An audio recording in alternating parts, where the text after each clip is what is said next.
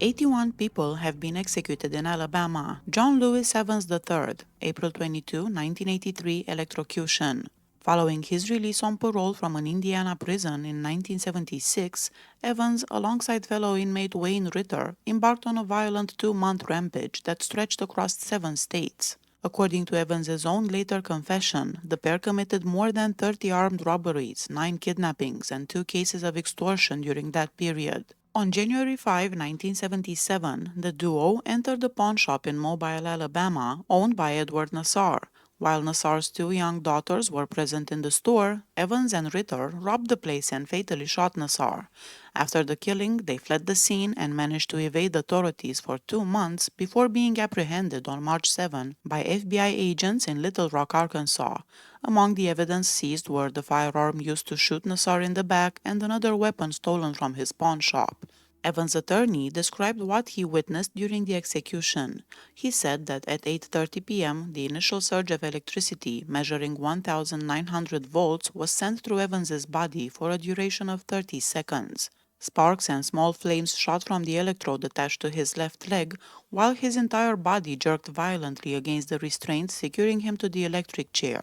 His hands clenched tightly, his muscles contracting with such force that one fist remained closed even after the shock ended. The electrode on his leg tore loose from its strap, and a thick cloud of grayish smoke mixed with sparks rose from beneath the hood covering his face. A sickening smell of burnt flesh and scorched fabric quickly filled the witness chamber.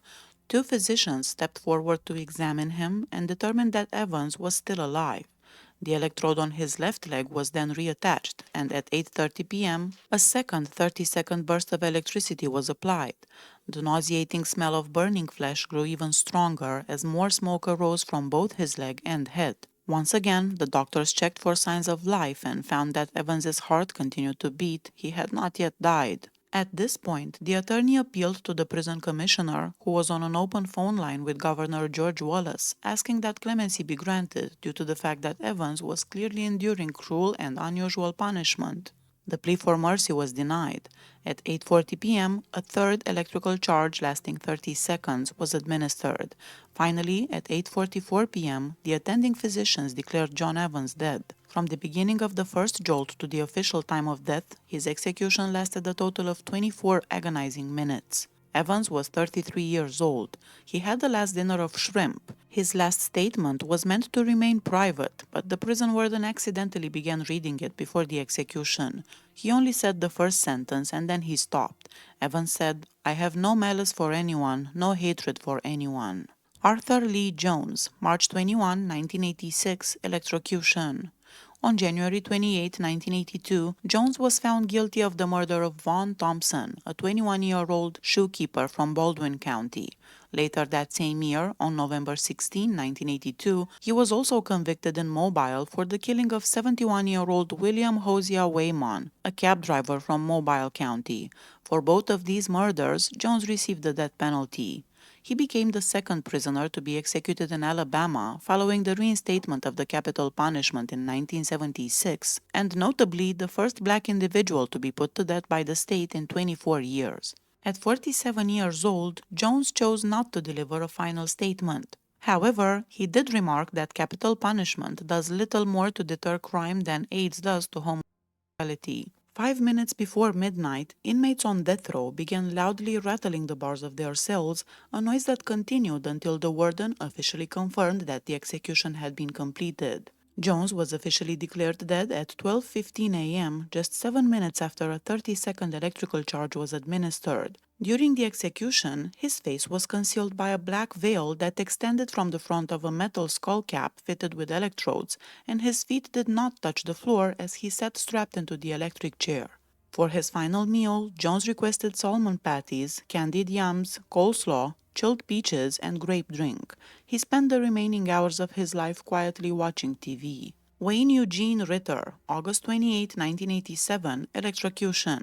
Ritter was the co-defendant of John Lewis Evans. One witness described the execution and said that after the blinds were open, within moments, Ritter's body convulsed and then went completely still. No further movement was observed. The window blinds remained open as witnesses watched the doctors approach Ritter, lift the veil from his face, and conduct their examination. Ritter was officially pronounced dead precisely 18 minutes past midnight. He had spent the final 24 hours of his life confined in a holding cell located just a few feet from the electric chair. He did not have any final words, but he was joking with the guards. There are no records of his final meal. Michael Lindsay, May 26, 1989, electrocution. Lindsay was executed at the age of 28 in Alabama's electric chair for the burglary of an elderly woman's home in Mobile, Alabama, and the subsequent murder of 64-year-old Rosemary Zimlich Rutland on December 14, 1981. During the crime, he also stole her Christmas presents. Despite the severity of his actions, Lindsay's jury nearly unanimously recommended mercy. 11 out of 12 jurors voted in favor of a life sentence, citing the absence of aggravating circumstances and Lindsay's expressed remorse. Nevertheless, the judge chose to override the jury's recommendation, an action often attributed to political pressures, and sentenced Lindsay to death. The execution took place at Holman Correctional Facility, located roughly 9 miles north of Atmore. Lindsay, who had spent 8 years on death row without any visitors, shut his eyes just before a black mask was placed over his head. Once the execution began, 3 separate 15-second bursts of electricity, measuring 1,700, 1,200, and 1,500 volts were sent through his body. He succumbed 36 seconds later and was officially pronounced dead at 12:10 a.m. During the procedure, other inmates on death row repeatedly banged on their cell bars in protest and as a sign of solidarity with Lindsay. Reports from newspapers covering the execution noted that no family members came forward to claim Lindsay's body. As a result, he was interred in the Holman Prison Cemetery. He had no last words and there is no record of his final meal. Horace Franklin Dunkins, Jr., July 14, 1989, electrocution. Dunkins had been convicted of the essay and murder of Lynn McCurry, a 26-year-old mother of 4 children. She was stabbed 66 times while tied to a tree. McCurry's children, ages 18 months to 8 years, were asleep in the house at the time. Dunkins also had an accomplice, but he was given a life sentence because he was 17 years old at the time of the crime. With an IQ of 69 and cognitive abilities comparable to those of a 12-year-old, Dunkins became the first inmate with intellectual disabilities to be executed. The execution required 2 separate jolts of electricity, spaced 9 minutes apart, to be completed. After the initial shock failed to kill Dunkins, the prison guard captain opened the door to the witness room and announced, "I believe we've got the jacks on wrong." Due to the cables being improperly connected, the electric current was insufficient to cause death. The connections were corrected and the second jolt was administered. Death was officially pronounced 19 minutes after the first electrical charge. His father, an uncle, and his attorney watched from the execution chamber. At a news conference following the execution, Alabama Prison Commissioner Morris Thigpen expressed deep regret, stating, "I regret very, very much what happened. The cause was human error." Dunkins refused the last meal and he had no public last words. Herbert Lee Richardson, August 18, 1989, electrocution. Richardson, aged 43, was executed in the electric chair for the 1977 pipe bomb murder of an 11-year-old girl. The victim, Rena Mae Collins, was fatally injured on her front porch when she picked up the pipe bomb. Richardson contended that the bomb had not been intended to detonate and kill. Rather, he claimed it was meant only to scare the girl's family, as her aunt had ended a romantic relationship with him. Richardson's attorneys argued that he shouldn't have gotten the death penalty because he was denied a psychological test to determine if he was suffering from PTSD after serving in Vietnam. Richardson was blindfolded and secured in the electric chair at Holman Prison. In his final words, he stated, "I have no ill feeling and hold nothing against anyone." Shortly after, a surge of 1,800 volts of electricity was administered to carry out the execution. During a news conference following the execution, Alabama Prison Commissioner Morris Thigpen noted that Richardson had requested to remain blindfolded from the moment he left the holding cell next to the execution chamber at 11:57 p.m.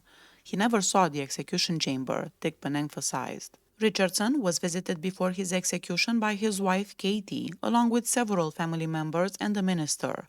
The couple had married in the prison's visiting room on August 9. Richardson had met his wife, a member of the El Bethel Primitive Baptist Church, 3 years earlier, after writing to the church expressing that he listened to its radio broadcasts. There is no record of his final meal. Arthur James Julius, November 17, 1989, electrocution.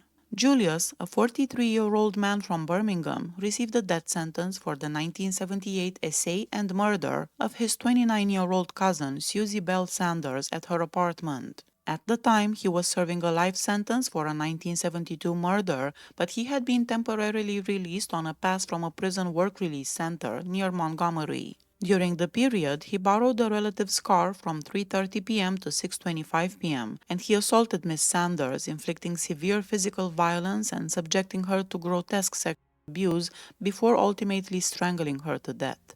Before his execution at 12:09 a.m., Julius gave two thumbs up, waved both hands, and nodded towards his brother, Clarence Bird, and the prison chaplain, Robert Simmons. He was dressed in a white sweatsuit, flip-flop sandals, and wore a purple ribbon provided by an anti-death penalty organization. In his final statement, Julius expressed that he bore no ill will toward Warden Charlie Jones and the two prison lieutenants present for Alabama's fourth execution of the year. He added, "I believe in God and know He will not let me suffer." For his last meal, Julius requested steak, fried okra, pineapple chunks, and a lemon drink. Wallace Norrell Thomas, July 13, 1990, electrocution. Thomas, age 35, was found guilty of the 1976 murder of 21-year-old Quennette Shehane, who had been kidnapped from a convenience store near the Birmingham Southern College campus shortly after graduating. She finished work around 5:30 in the evening, after dark, and headed straight to the fraternity house. When she arrived, her boyfriend was getting the steaks ready, but realized he didn't have any salad dressing. As she exited the Totem store, she was grabbed and forced into her car. She tried to get under the steering wheel and screamed loudly. Clerks at the store admitted they heard her cries but assumed it was just children playing and didn't go outside. Because no one intervened, the attackers were able to force her into the car and hold her for at least 4 to 5 hours, during which they essayed her.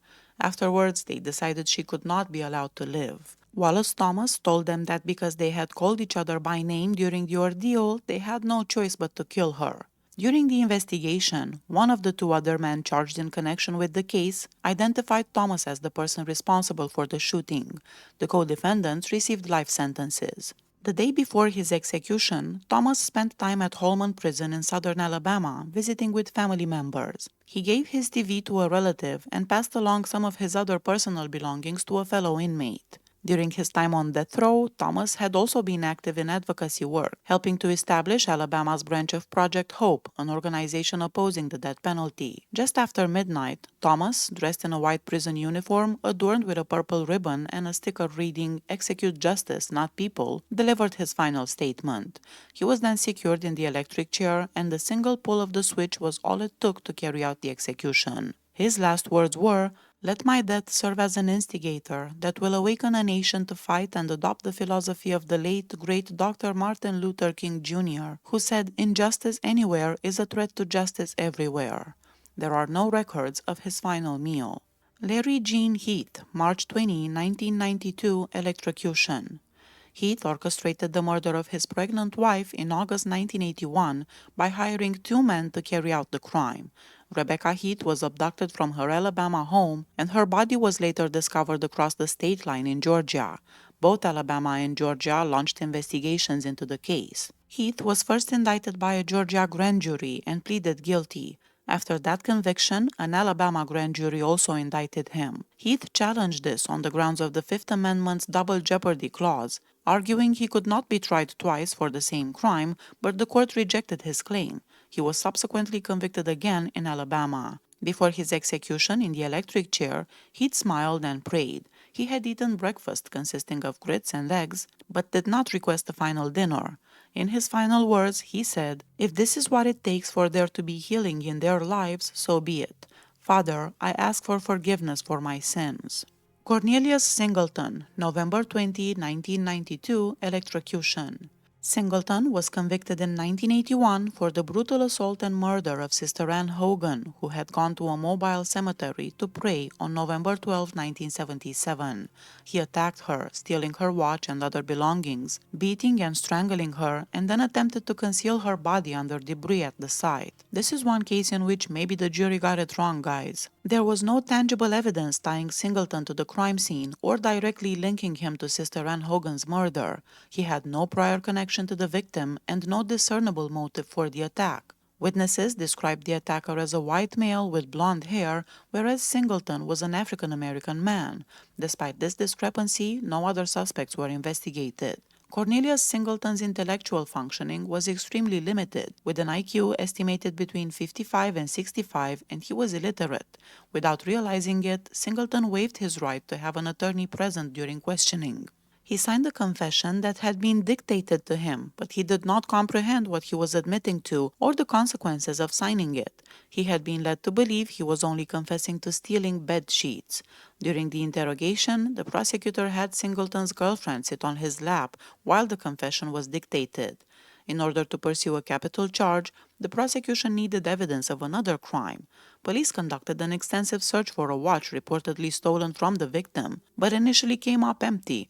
A subsequent brief search claimed to locate the missing watch on the mantel at Singleton's grandfather's house.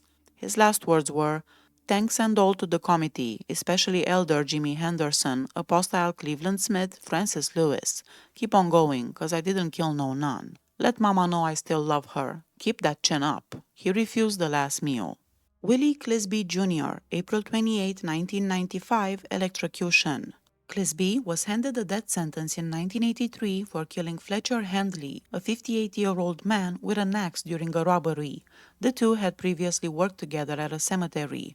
As Clisby's execution time of 12:01 a.m. at Holman Prison neared, inmates in the cells directly above the execution chamber began pounding on the walls. Clisby, 47 at the time, remained calm and expressionless in the electric chair and did not offer any final words. He also refused the last meal. Varnell Weeks, May 12, 1995, electrocution. Weeks was sentenced to death for the 1982 murder of Mark Anthony Batts during a robbery. Both the state and defense psychiatrists diagnosed Weeks with paranoid schizophrenia, noting symptoms such as hallucinations and delusions, but none of this evidence was presented during his trial. After his conviction, Weeks chose to waive a jury sentencing and requested that the elected judge impose the death penalty. Prison records revealed troubling behaviors. At times, he would stand naked in his cell, smeared with feces, making incoherent noises. During a competency hearing for execution, Weeks appeared with a domino tied to a string atop his shaved head. When questioned by the judge, he launched into a rambling monologue touching on serpents, cybernetics, albinos, Egyptians, the Bible, and reproduction. He claimed to be God in various forms, insisted that his execution was part of a millennial plan to destroy humanity, and believed he would not die, but instead transform into a tortoise and rule the universe. Despite recognizing Weeks's clear mental illness and delusional state, the judge declared that, according to the dictionary generic definition of insanity and what the average person on street would regard as insane, Weeks was indeed insane, but nevertheless ruled that his execution by electrocution could proceed. He did not have a special last meal request. Records indicate he ate breakfast on the day of his execution, but there is no report of a specific last meal being requested or served. He also did not have any last words. Edward Dean Horsley Jr., February 16, 1996, and Brian Keith Baldwin, June 18, 1999, electrocution. Horsley, then 17 years old, and Brian Keith Baldwin, 18 years old, were both convicted for the murder of Naomi Rowland, a 16-year-old girl who was killed during a carjacking on March 14, 1977. At the time, they had escaped from a correctional facility in Hudson, and both men were traveling south from North Carolina and were originally from Charlotte. Horsley openly admitted his role in the brutal slayings of Miss Rowland. Baldwin, however, has never been conclusively proven guilty beyond a reasonable doubt, and both their interrogations and trials were rife with racial bias and procedural misconduct, Baldwin's in particular. Neither Horsley nor Baldwin were allowed access to an attorney or the chance to contact their families during questioning. Baldwin was subjected to torture with a cattle prod to force a confession, yet the statements he gave were inconsistent and conflicted with the physical evidence. Crucially, no physical evidence ever linked Baldwin to the murder. Throughout every stage of the investigation and trial, Baldwin maintained his innocence. Horsley even made multiple statements claiming that he acted alone in committing the murder, attempting to exonerate Baldwin, but this had no effect. Ultimately, both men were executed in Alabama's electric chair. Execution records and media reports from the time do not mention any special final words spoken by Horsley or a special meal he requested before his death. There are no public records of Baldwin having a special last meal request, though his final statement and the controversial nature of his execution are well documented. Efforts to stop Baldwin's execution drew support from a remarkable group of prominent figures: the Pope, former President Jimmy Carter, the Archbishop of Mobile, Alabama, 26 members of the Congressional Black Caucus, and Coretta Scott King, widow of Martin Luther King Jr., all formally petitioned the state to halt the execution. Despite these high-profile appeals, their interventions were ultimately unsuccessful, and the execution proceeded as scheduled. His final statement was used to reiterate his innocence, criticizing the misconduct and racism involved in his trial. He expressed his anger and sadness regarding his execution, as evidence potentially proving his innocence was withheld by the prosecution. Billy Wayne Waldrop, January 10, 1997, electrocution. Waldrop smiled and sang Amazing Grace moments before his execution in the electric chair for the fatal shooting of 72-year-old Thurman Macon Donahue during a 1982 arson and robbery. Just hours prior to his death at age 44, Waldrop spoke to a radio station proclaiming both his innocence and his Christian faith. Shortly after midnight, as he was secured in the electric chair at Holman Prison, Waldrop sang Amazing Grace and gestured to a minister present in the witness chamber. His execution was carried out for the murder of Donahue, whose body had been discovered in the burned remains of his 100-year-old home following the robbery and arson in which $130 and a 5-carat diamond ring were stolen. Donahue had been shot in the head before the fire was ignited.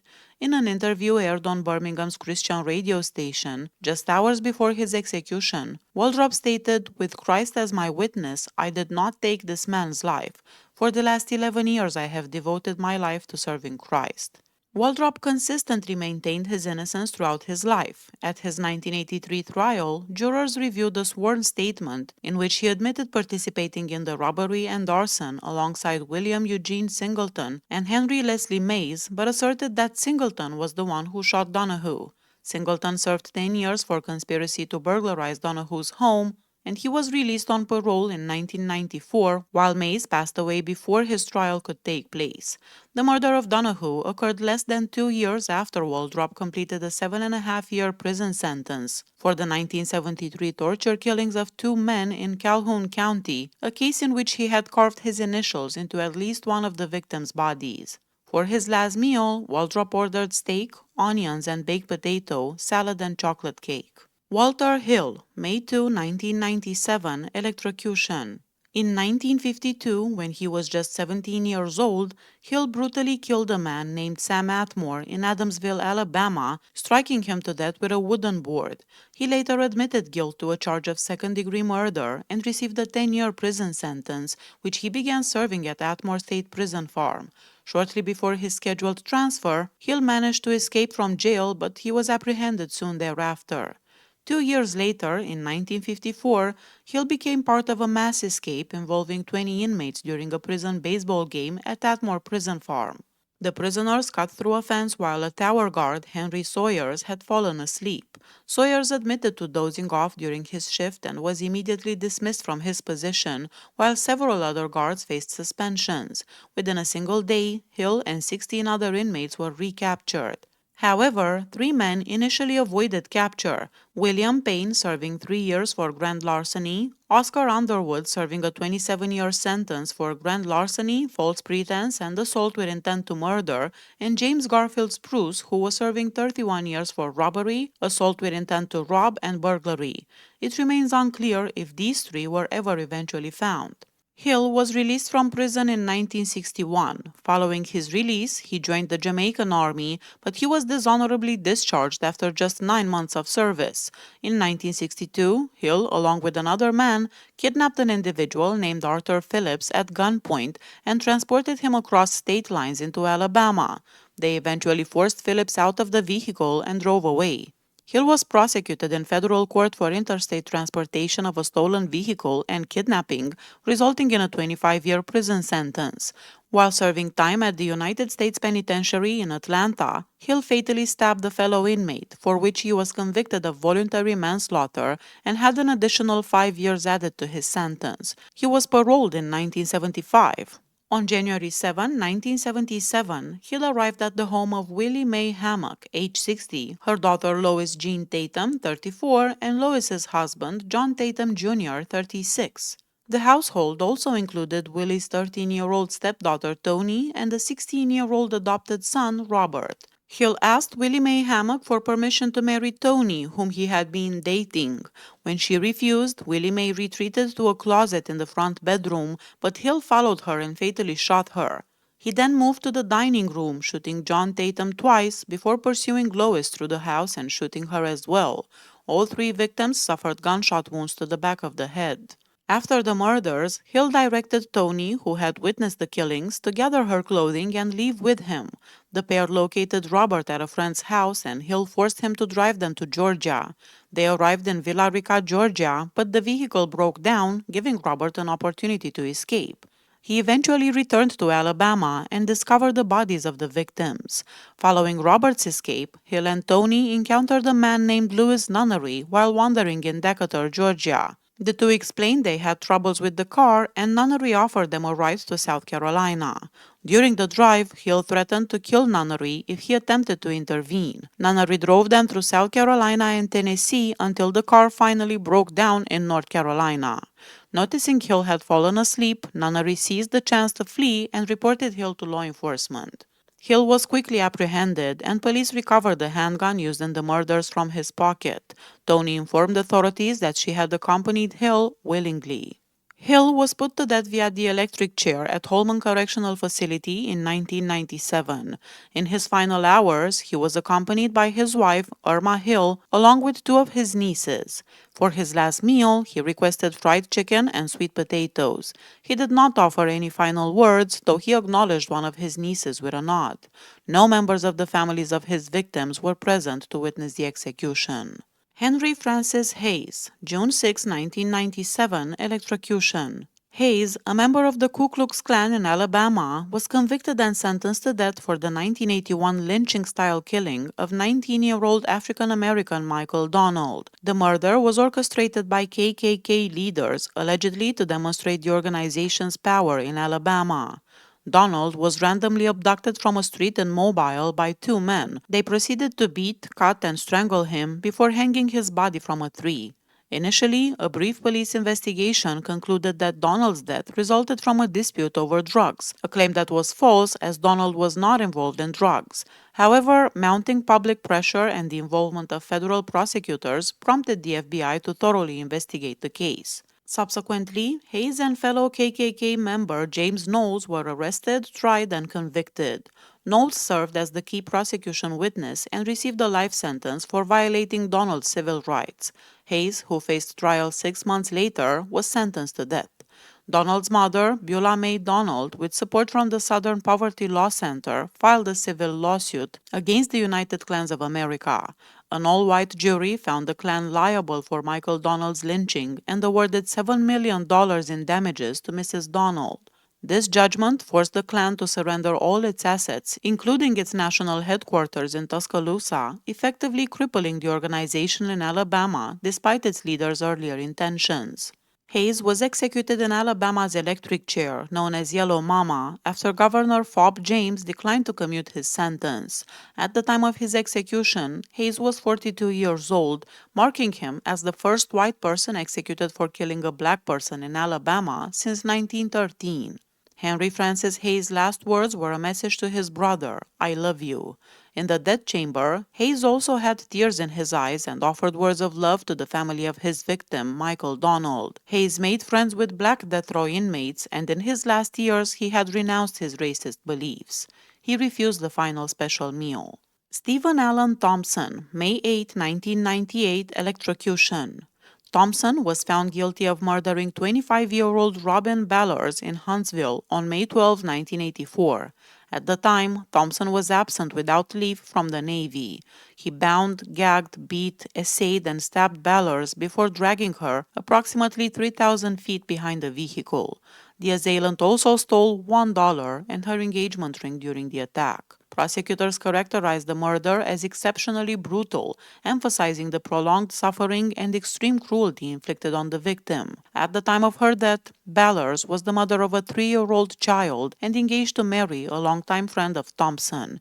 Her parents and son were away when Thompson entered her residence. Thompson's defense attorneys contended that he suffered from mental health issues, while Thompson himself attributed his actions to a long-standing drug problem that began in his youth. At age 34, he chose to forego any last-minute appeals, stating that he wanted to prevent additional suffering for both his family and the family of his victim. Thompson had the last meal of pizza, chocolate cake, and sweet iced tea. He made several statements before his execution. To his victim's mother, he said he was deeply sorry and added, "I hope you find it in your hearts to forgive me." Just before the curtains were drawn, his last spoken words were, "I love you." Victor Kennedy, August 6, 1999, electrocution, and Darrell B. Grayson, July 26, 2007, lethal injection. Victor Kennedy was found guilty of the murder of 86-year-old Annie Orr, which occurred on December 23, 1980, at her home in Montevallo, Alabama. Annie suffered severe physical assault and was subjected to assay, ultimately dying from asphyxiation caused by a pillowcase secured around her head with tape. The coroner clarified that it was the tape rather than the pillowcase itself that caused her death. Kennedy provided 3 statements to law enforcement, all of which were entered into evidence. In these statements, he acknowledged accompanying Darrell Grayson, who had been employed by Annie, to her home with the intent to take money. Both men had been drinking heavily, and Kennedy was carrying a firearm. According to his account, Kennedy entered Annie's house with Grayson and searched for cash. He claimed to have observed Grayson engaging in sexual activity with Annie and stated that he entered her bedroom to retrieve his gun. Kennedy did not admit to securing the pillowcase over Annie's head, nor did he admit being present in the bedroom at the time the tape was applied. Aside from Kennedy's statements, the prosecution's case relied on circumstantial evidence. Playing cards discovered in Annie's house and along the path between her home and Kennedy's nearby residence matched missing cards from a deck found in Kennedy's home. Hairs collected from Annie's body and bedroom were identified as belonging to a black male. Both Kennedy and Grayson were black, but forensic analysis could not definitively attribute the hairs to either individual. Analysis of the genetic material present did not link it to Kennedy, though the quantity suggested multiple sources. Some of it, however, was confirmed to belong to Grayson. Grayson had given 2 statements to police, neither of which was used in Kennedy's trial. His accounts differed from Kennedy's version of events. According to Grayson, he and Kennedy went to Annie's house at Kennedy's suggestion, with Kennedy carrying a firearm. Upon entering, both men went to the bedroom. Grayson's accounts varied regarding the sequence of events, but he stated that at some point inside the house, Kennedy grabbed Annie by the throat, essayed her, struck her head, and restrained her while Grayson secured the pillowcase with tape. Grayson also admitted to essaying Annie, possibly on 2 occasions. Shortly before his execution, a solemn Victor Kennedy sat quietly in the electric chair. He offered a brief final statement, though reporters were unable to hear it. Holman warden Charlie Jones reported that Kennedy expressed gratitude to his supporters and wished to convey to Mrs. Orr's family that he was sorry. As the electricity was applied, Kennedy's body reacted with a sudden movement and his fists tightened. Mrs. Orr's granddaughter and the grandson by marriage were present to witness the execution. Kennedy, a fellow resident of Montevallo, spent his last days visiting with his mother, Mary Williams, and his 2 teenage sons. Wearing thick-lensed glasses that sat slightly askew, he closed his eyes tightly and moved his lips at one point, appearing to be in silent prayer. There are no records of his final meal. Grayson was just 19 years old when the murder was committed. His last meal was an egg and cheese omelette and fresh sliced tomatoes. He didn't have a last statement, but he said the word peace and flashed a peace sign shortly before he died. David Ray Duran, January 7, 2000, electrocution. David Duran was convicted and sentenced to death for his role in the abduction, robbery, and murder of 16-year-old Kathleen Bledsoe in 1983. Bledsoe had been parked in a secluded area with 17-year-old Charles Leonard when Duran, 21 at the time, and Richard Kinder, 17, approached the vehicle carrying a gun. They restrained both teenagers together, placing them in the trunk of the car, and drove around for several hours before stopping. From a distance of about 7 feet, Duran raised his weapon and discharged it, striking Kathleen Bledsoe in the head. She fell, pulling Leonard down with her. Duran then fired additional shots, hitting Leonard in the legs, hips, and chest. Believing both teenagers were no longer alive, Duran returned to the car and drove away with Kinder. Despite suffering multiple gunshot wounds, Leonard was able to free himself from the restraints and reached a nearby home where he called for help. Duran and Kinder were apprehended shortly afterward in Huffman, Alabama. Leonard identified Duran as the shooter during the trial. In subsequent questioning, Duran made 2 confessions and led officers to the location of the crime scene and the concealed weapon. Kinder received a sentence of life in prison without parole. While on death row, Duran became a born-again Christian and wrote several reflections recounting his mistakes in life. He also opposed all last-minute appeals, choosing not to delay his scheduled execution in the electric chair. Duran declined the last meal and also refused to make a final statement before his execution. However, in the moments before he was executed, he mouthed "I love you" to a volunteer from the prison ministry. Freddie Lee Wright, March 3, 2000, electrocution. Warren and Lois Green were the owners of a Western auto store in Mount Vernon, Alabama. On Warren's 40th birthday, December 1, 1977, the couple tragically lost their lives during an armed robbery at their store. They were taken to a back room at gunpoint, restrained with extension cords, and shot at close range. The Greens left behind a 16-year-old daughter.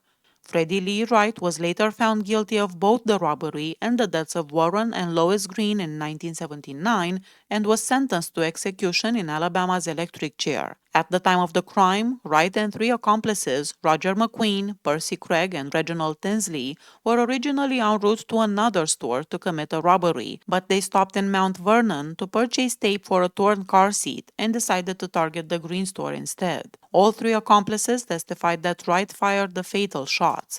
Each of them was subsequently convicted of murder as well. Craig and Tinsley have completed their sentences and are believed to reside in the Mobile area, while McQueen was at some point serving time in federal prison for an unrelated kidnapping case.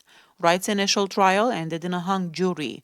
During the second trial, his former girlfriend and mother of his child, Doris Lacey Lambert, testified that Wright had admitted to the killings shortly after they occurred. Wright did not have a last meal and made no final statements before his execution.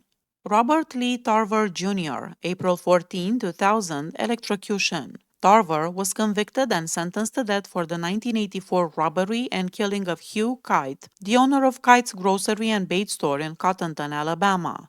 On the evening of the crime, Kite was reportedly closing his store when he stepped outside and went around the corner of the building. At that point, he was shot multiple times with a revolver and robbed of his cash. Kite's store was considered a local gathering spot where many in the community, including Tarver and his accomplice, Andrew Lee Richardson, were well known. During the trial, Richardson testified that he had been with Tarver on the night of Kite's death. According to him, the 2 men had been drinking beer in Tarver's late 1970s Chevrolet Impala, parked in a pasture near the store. Richardson stated that Tarver got out of the car armed with a gun and approached the store. He later returned, handed Richardson $80, and reportedly said that he had to kill Kite. Richardson pleaded guilty to lesser charges of first-degree robbery and received a 25-year sentence with eligibility for parole in April 2001. Investigators found tire tracks at the scene that matched Tarver's vehicle and found his fingerprint on a nearby beer can. During his own testimony, Tarver, who was on parole for a previous robbery at the time, denied being near Kite's store on the night of the incident and denied involvement in the killing. He claimed Richardson had shown him the gun used in the shooting and tried to place responsibility on him. The jury, however, was not persuaded and found Tarver guilty. While the jury recommended a life sentence without the possibility of parole, Russell County Circuit Court Judge Wayne Johnson overrode this recommendation and imposed a death sentence. On the day of his execution, Tarver waived the final meal. He spent his last day visiting with family members and a prison chaplain. As he was strapped into the electric chair, Tarver talked briefly with his guards, waved to a chaplain, and twice made eye contact with the victim's children. However, he refused to give a formal final statement.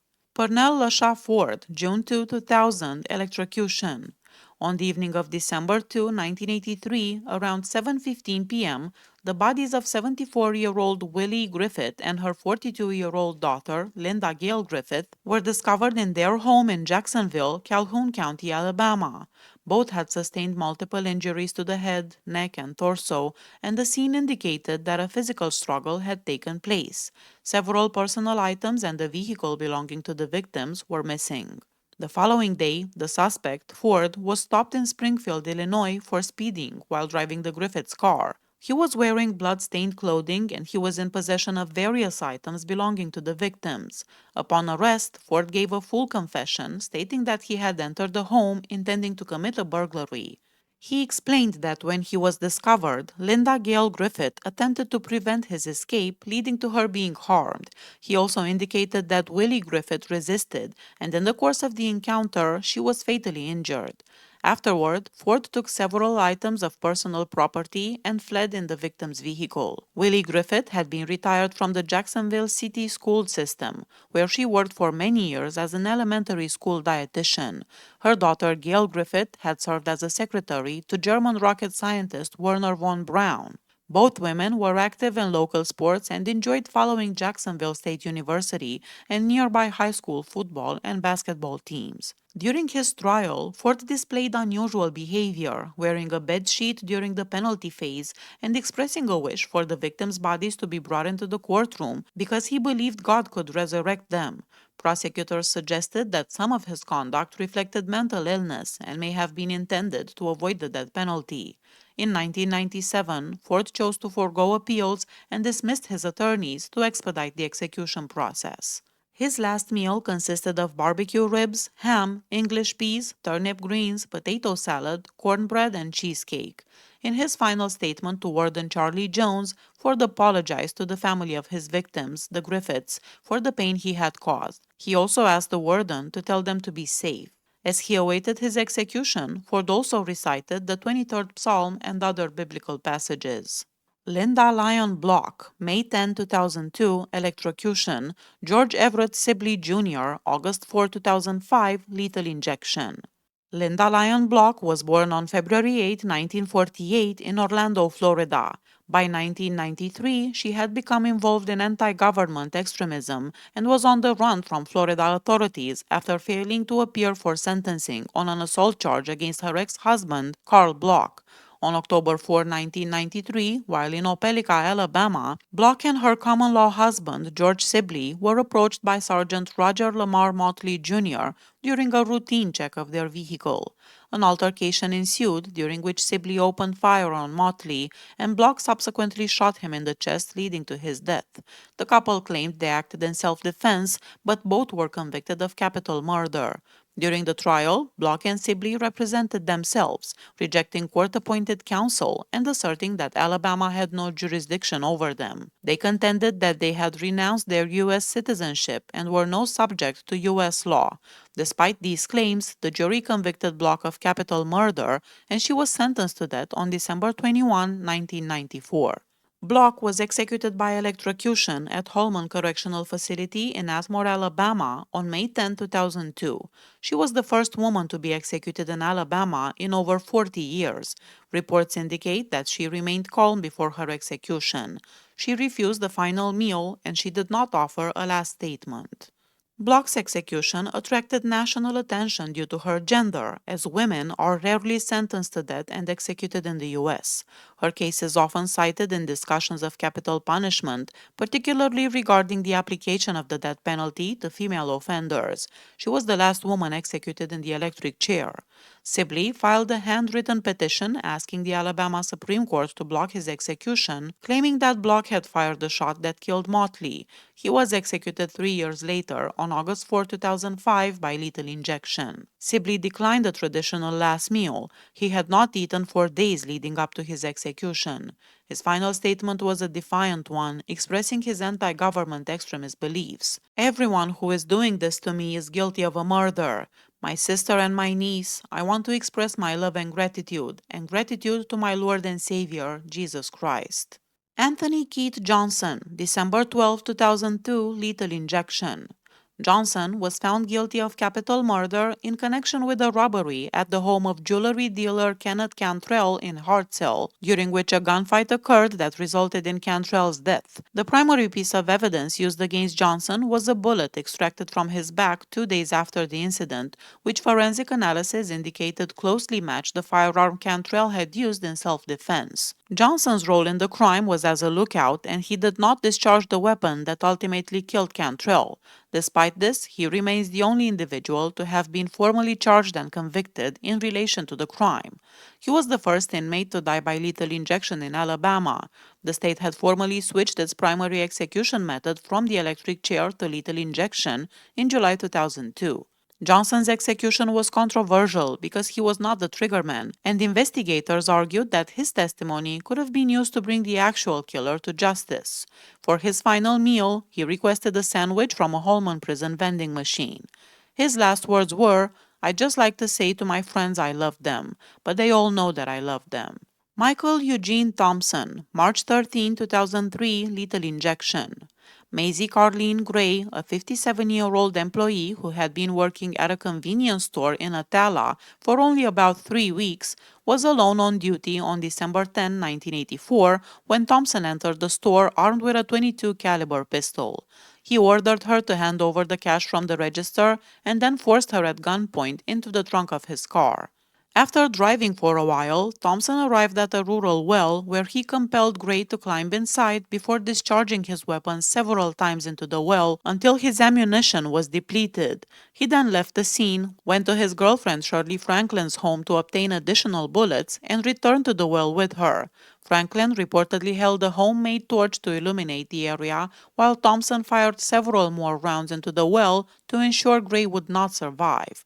Franklin's husband later contacted authorities, and her statements guided police to the well's location and ultimately to Thompson's arrest. When questioned, Thompson provided detailed confessions regarding the events. However, during his trial, he recanted these admissions.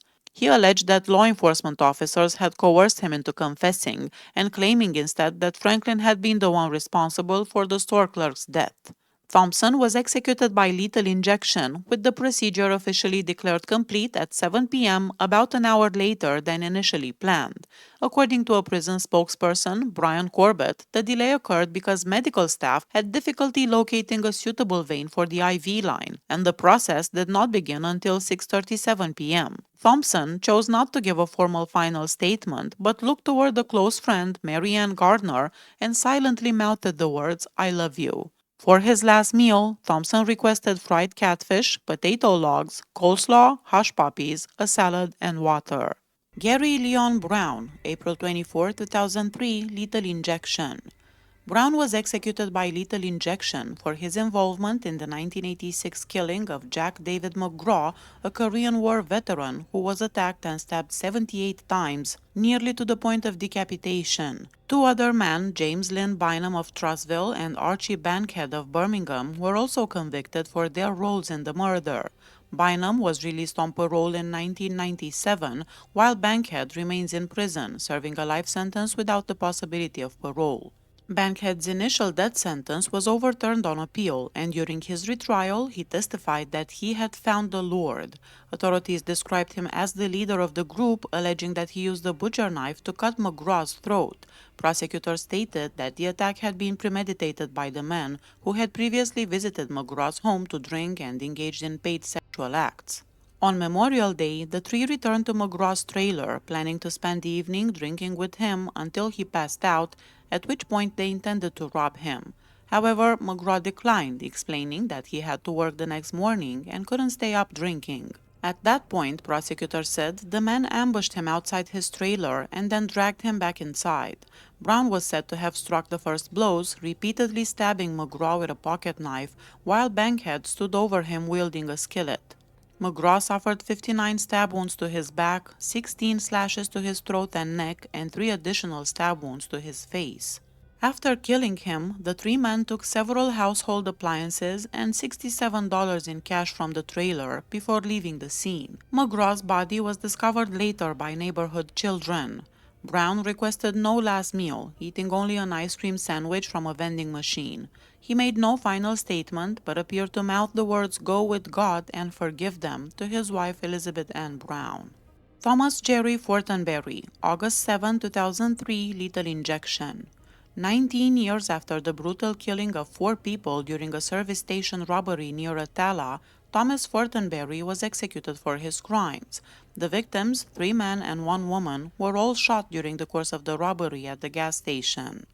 Investigators eventually recovered the murder weapon, a gun that was traced back to a repair shop partially owned by Fortenberry's father. When questioned, the man led police to the spot where he claimed to have discarded the pistol after the murders, the same location where officers had already found it. Throughout the investigation, Fortenberry gave several conflicting accounts of what had happened that day.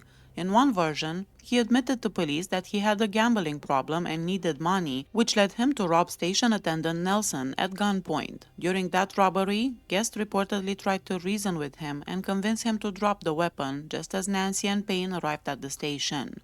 According to his own statement, Fortenberry shot Guest and Payne outside the building. He went back inside to shoot Nelson and then fired what he described as a pot shot at Nancy Payne as she tried to run for help.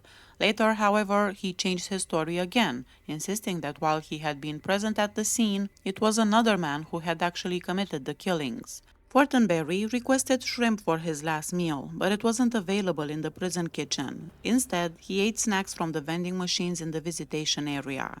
His only last words were, "No last words." James Barney Hubbard, August 5, 2004, lethal injection. Hubbard first entered prison in 1957 after being convicted of second-degree murder in the death of David Dockery in Tuscaloosa County, Alabama. After serving nearly 2 decades behind bars, he was released in 1976, but within a year he killed again. His second victim was 62-year-old Lillian Montgomery, a local store owner who had shown him kindness. Montgomery had befriended Hubbard while he was incarcerated and even sponsored his release, believing he deserved a second chance. Following his release, Hubbard moved into her home, which was located next to the store she operated in Tuscaloosa. In 1977, Montgomery was found dead, shot 3 times, and robbed of her gold and diamond wristwatch and roughly $500 in cash and checks. Hubbard told police that he and Montgomery had been drinking whiskey together that evening and claimed she had taken her own life. However, investigators quickly ruled out suicide. Montgomery had suffered 3 gunshot wounds, including to her face, head, and shoulder, injuries that clearly pointed to homicide. James Hubbard was eventually convicted of her murder and sentenced to death. Decades later, when the sentence was finally carried out, he became the oldest inmate executed in Alabama since the death penalty was reinstated in 1976. He was 74 years old. He had no last words. His last meal was 2 eggs over medium, 4 pieces of bacon, sliced tomatoes, fried green tomatoes, pineapple slices with mayo, white bread, a banana, and a medium-sized V8 juice. David Kevin Hawker, September 30, 2004, lethal injection. Hawker was living in a motel at the time of the crime and did not have a vehicle of his own. He asked his employer, Jerry Wayne Robinson, to give him a ride so he could run an errand. During the trip, Hawker stabbed and beat Robinson to death, then disposed of his body in a remote wooded area. After the murder, Hawker used Robinson's bank card to withdraw cash, which he spent on approximately $400 worth of crack cocaine. Not long after, he turned himself in at the Mobile County Sheriff's Department and subsequently led investigators to the location where Robinson's body had been hidden. Hawker chose not to pursue any further appeals of his sentence. Before his execution, he requested a final meal consisting of hot dogs, French fries, American cheese, mustard, and chocolate cake with chocolate icing. However, when the meal was presented to him, he refused to eat it. His last words were, "I swear by you, Lord Jesus Christ, my Savior, that my time should not be longer. The mystery of life shall be finished. Amen." Mario Giovanni Santobi, April 28, 2005, lethal injection. In 1995, Santobi was found guilty of abducting his former wife and their son, receiving a 40-year prison sentence despite his insistence that they had gone with him willingly. At the time, both had been placed in protective custody due to Santobi's prior history of domestic violence. In 1998, he escaped custody alongside fellow inmate Jerry Granberry during a transfer between detention facilities. The two overpowered their guards and stole the officer's vehicle. The pair fled into Alabama, where they were stopped by Tuscaloosa police officer Cecil Lancaster.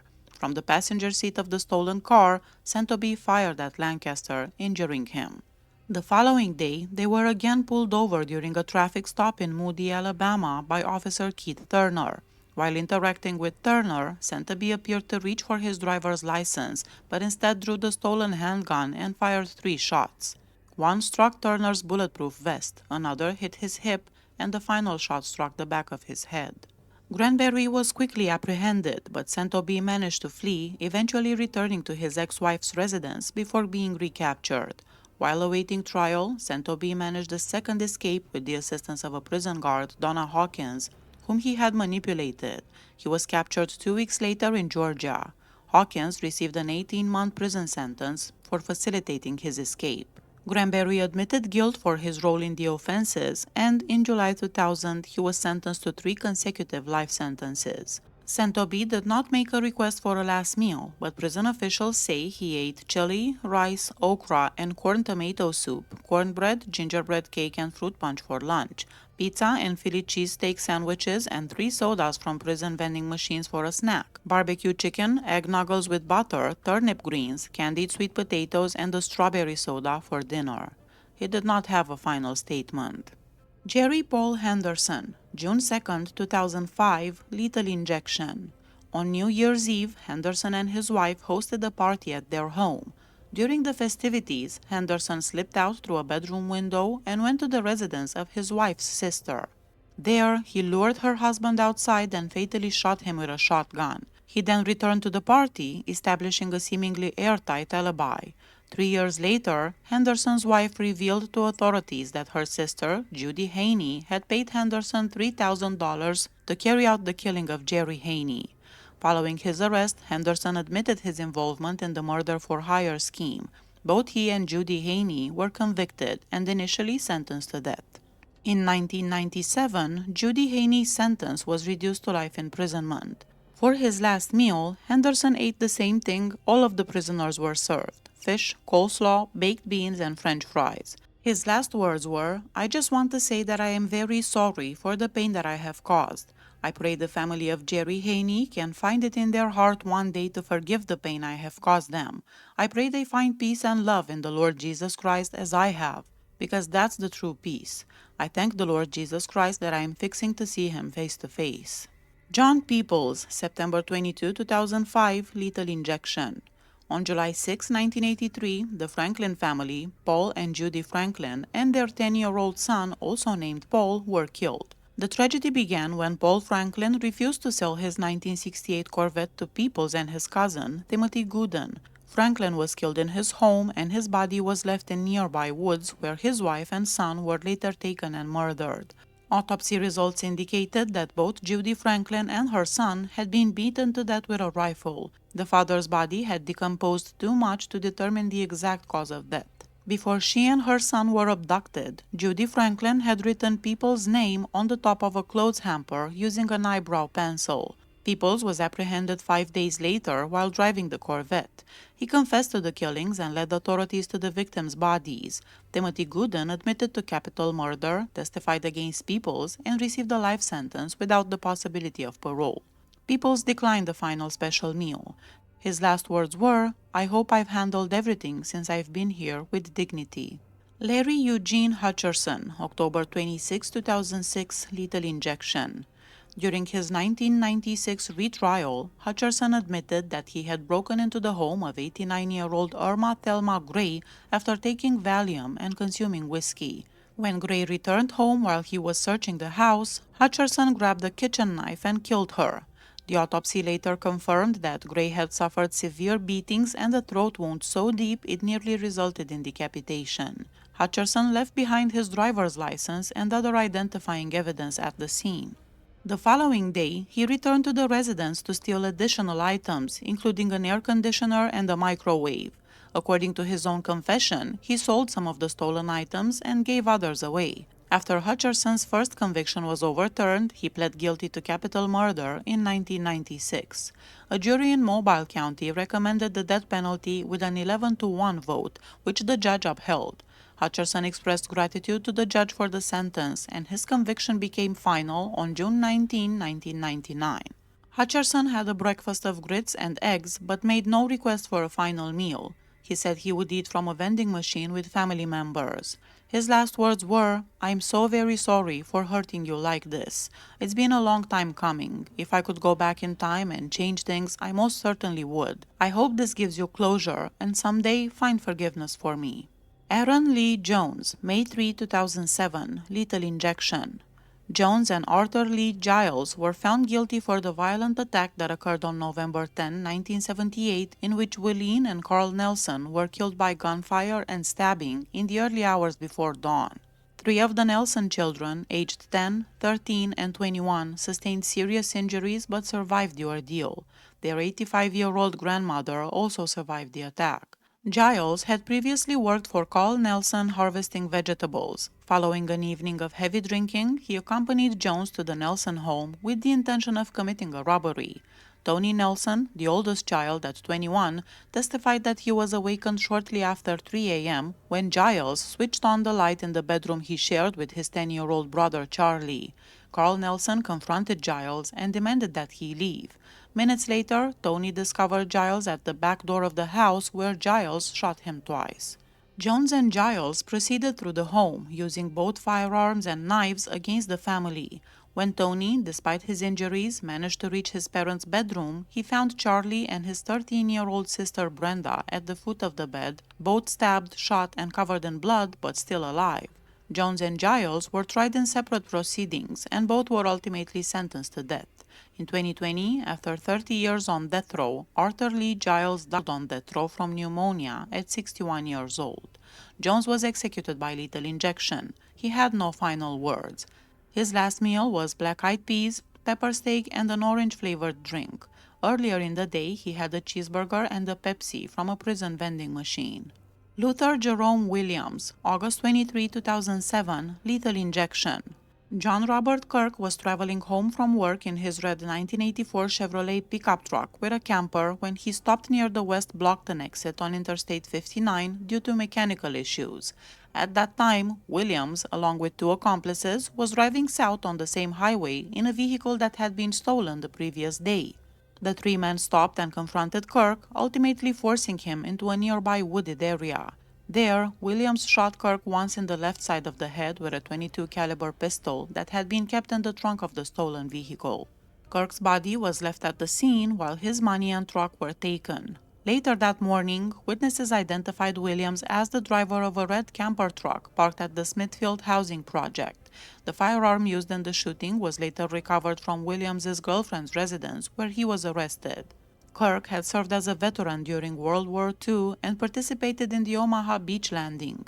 The 2 men accompanying Williams at the time of the shooting later pleaded guilty to lesser charges. Trusky Eric Gregory was incarcerated at Staten Correctional Facility in Elmore, while Albert Carmichael Jr. was paroled in 2004.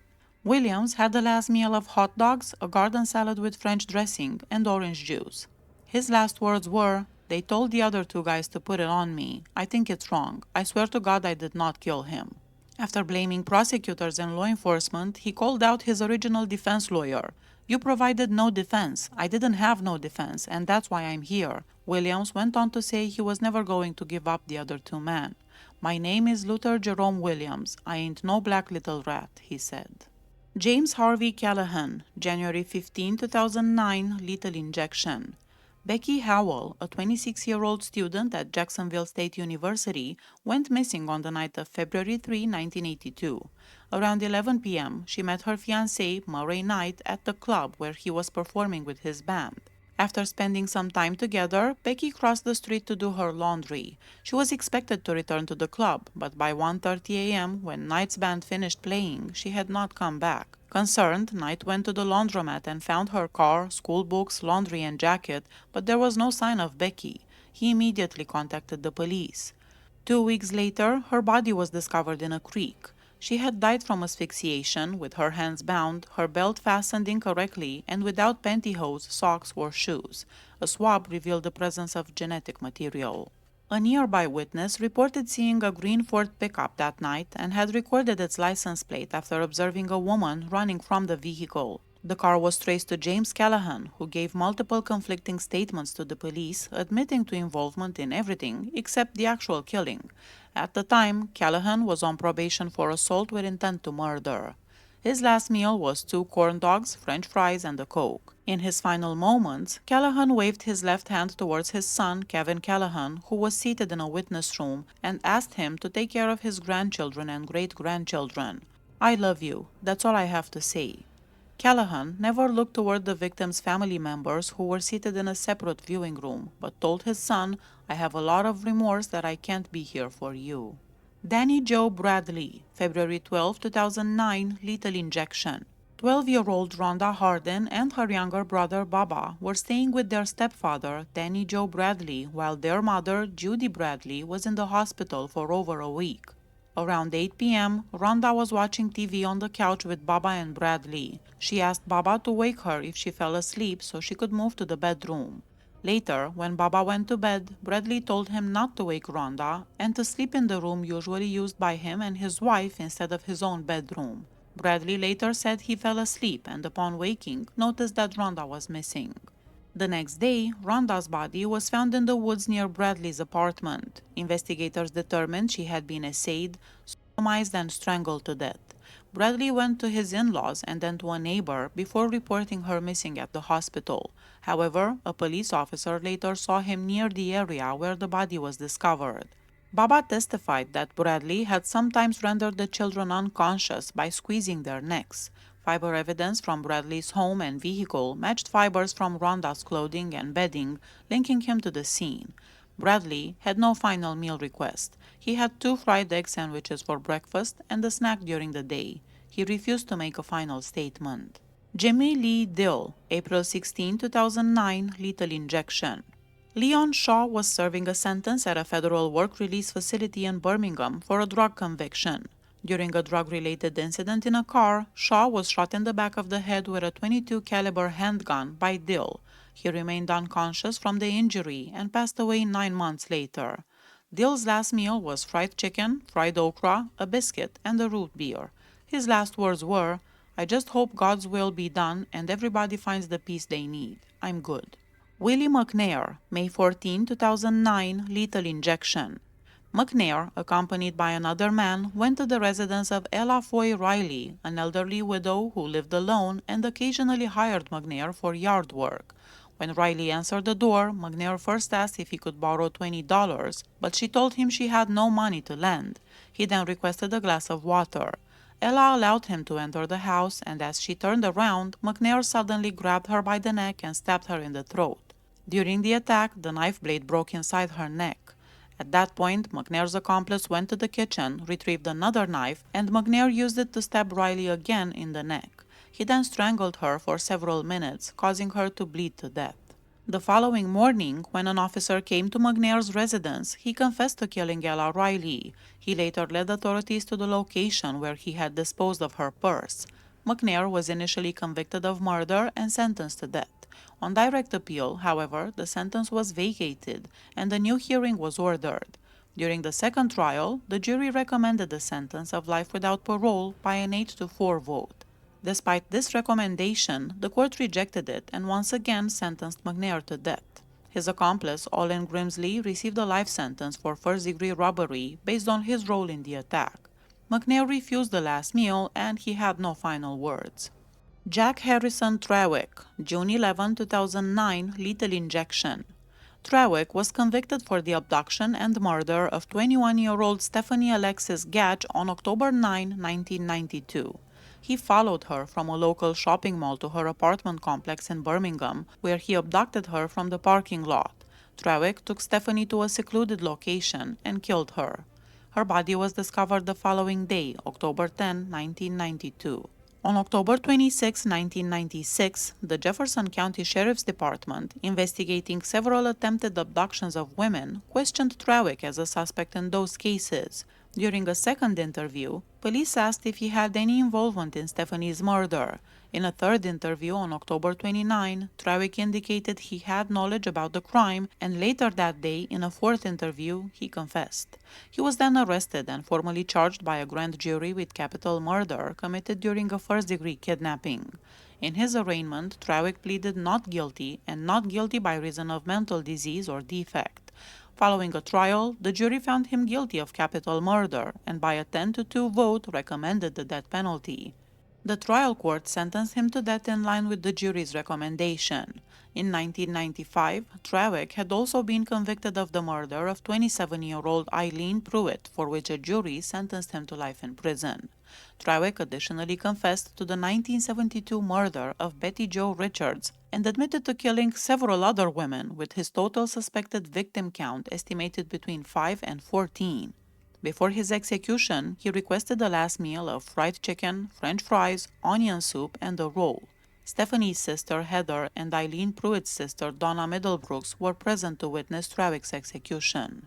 His last words were, "I wish to apologize to the people who I have hurt and I ask for their forgiveness. I don't deserve it, but I do ask for it." This apology marked a change in behavior, as Trawick had previously gained notoriety for creating a website with a pen pal where he described his crimes and taunted his victims' families with disturbing drawings. Max Landon Payne, October 8, 2009, lethal injection. Payne was at his sister Wilma's house with his girlfriend Sandra Walker and Wilma when he left carrying a double-barreled shotgun. Later that evening, two witnesses saw him at West Point Grocery, owned by Braxton Brown. Payne had robbed the store, abducted Brown, and brought him at gunpoint to his sister's house, where Wilma and Sandra were present.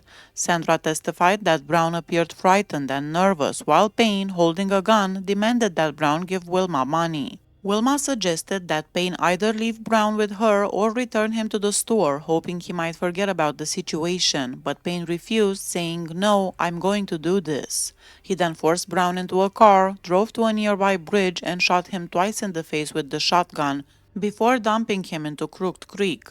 Later that night, Payne bought a bus ticket to Florida. Alabama authorities alerted Miami police, and the detective met Payne's bus on arrival. Items recovered from Payne included Brown's handgun, an invoice made out to West Point Grocery, a vehicle registration in Brown's name, 3 cartons of Marlboro cigarettes, 3 bank deposit bags containing numerous checks payable to West Point Grocery, credit card receipts, rings, food stamps, and bank receipts in Brown's name. Brown's son identified many of these items as coming from West Point Grocery. Forensic testing confirmed that human tissue found in Payne's arm sling matched Brown's blood type. His last meal was a turkey sandwich with tomatoes and mayo, potato salad, and cake. His last words were, "I just want to tell my family I love them." Thomas Warren Weisenhand, May 27, 2010, lethal injection. Between 1963 and 1976, he killed at least 4 women in Mobile County, Alabama. The last of Willie and Emma Weisenhand's 4 children, Weisenhand was born in Pritchard, Alabama on January 29, 1947. His mother, a controlling woman who would frequently argue with and assault her physically weak and drunken husband, was the head of his low-income household. She also urged her children to follow in her footsteps. These fights frequently happened when Weisenhand's father tried to impress his wife, who consistently turned him down because he was intoxicated on moonshine. She supported Weisenhand, whom she was overly protective of, and saved her rage and hatred for her husband. Up until the age of 7, Weisenhand was forced to share a bed with his mother. He remained in the same bedroom as her until he was 16, at which point, according to his sister, he had turned angry and gloomy. By the time he reached adolescence, Weisenhand was also always with his mother, who never left his side. A psychologist said that Weisenhand hated her. Lexi Haynes, a 72-year-old widow, was shot and killed in Pritchard on May 6, 1963. The murder weapon was discovered by police in an abandoned area close to Weisenhand's family home. The 16-year-old Weisenhand was suspected right away, since he had just been accused of robbing a blind woman. The robbery accusation against Weisenhand was later dismissed on a technicality, according to a retired Pritchard police captain. When Weisenhand was questioned by police regarding the murder, his family gave him an alibi, stating that he was home when the shooting took place. Weisenhand and his companions had been playing with a stolen firearm prior to the shooting. Later, a witness claimed that Weisenhand had drawn a bullet from the handgun, raised it, and declared that someone would be killed soon. Nevertheless, Weisenhand was never tried for Haynes's murder. He became an airman in the U.S. Air Force. On October 25, 1965, Rose Covington, a 22-year-old woman who was also in the Air Force, was attacked by Weisenhand. In the Air Force Base's finance office, he struck her unconscious with a metal ashtray. Covington spent 2 months in the hospital after suffering serious head and face injuries. She testified at Weisenhand's trial that she had never met him and had no idea what he looked like. Despite his repeated denials of the incident, he was found guilty on March 14, 1966, of assault with intent to commit murder and given a 20-year prison sentence with hard labor. In addition, he was dishonorably discharged from the Air Force, forced to forfeit all pay, and had his rank lowered. After serving the first part of his sentence in Fort Carson, Weisenhand was moved to an unnamed federal prison to finish out his term.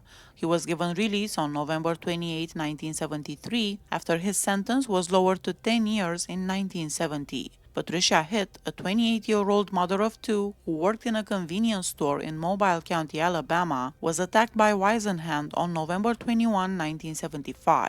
After approaching her and beating her, Weisenhand shot her in the head, killing her. For this crime, 2 other males were first taken into custody. Weisenhand abducted and killed Venora Hyatt, a 44-year-old female convenience store employee in Mobile, on April 16, 1976. Hyatt was abducted by Weisenhand from the convenience shop and brought to an old house covered in kudzu vines. Weisenhand killed Hyatt and left her body next to an abandoned cottage. He went back to the crime scene the next day and mutilated her body. After that, he stole her wristwatch, which he subsequently presented as a gift to his wife.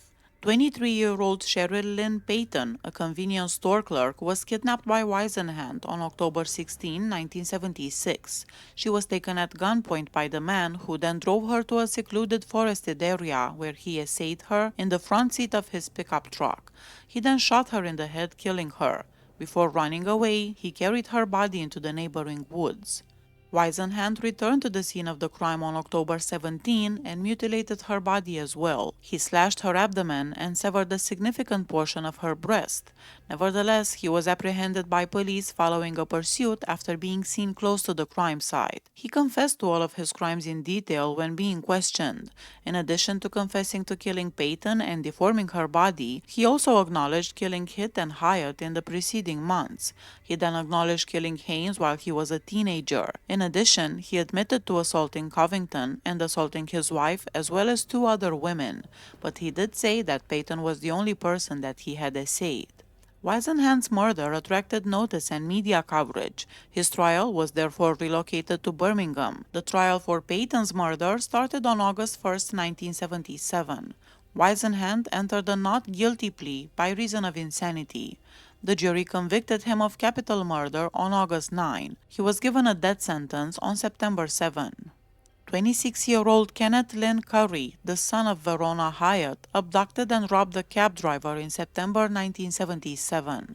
He said he only did that to get to the same prison where Whisenhand was held so that he can get revenge on what he did to his mother.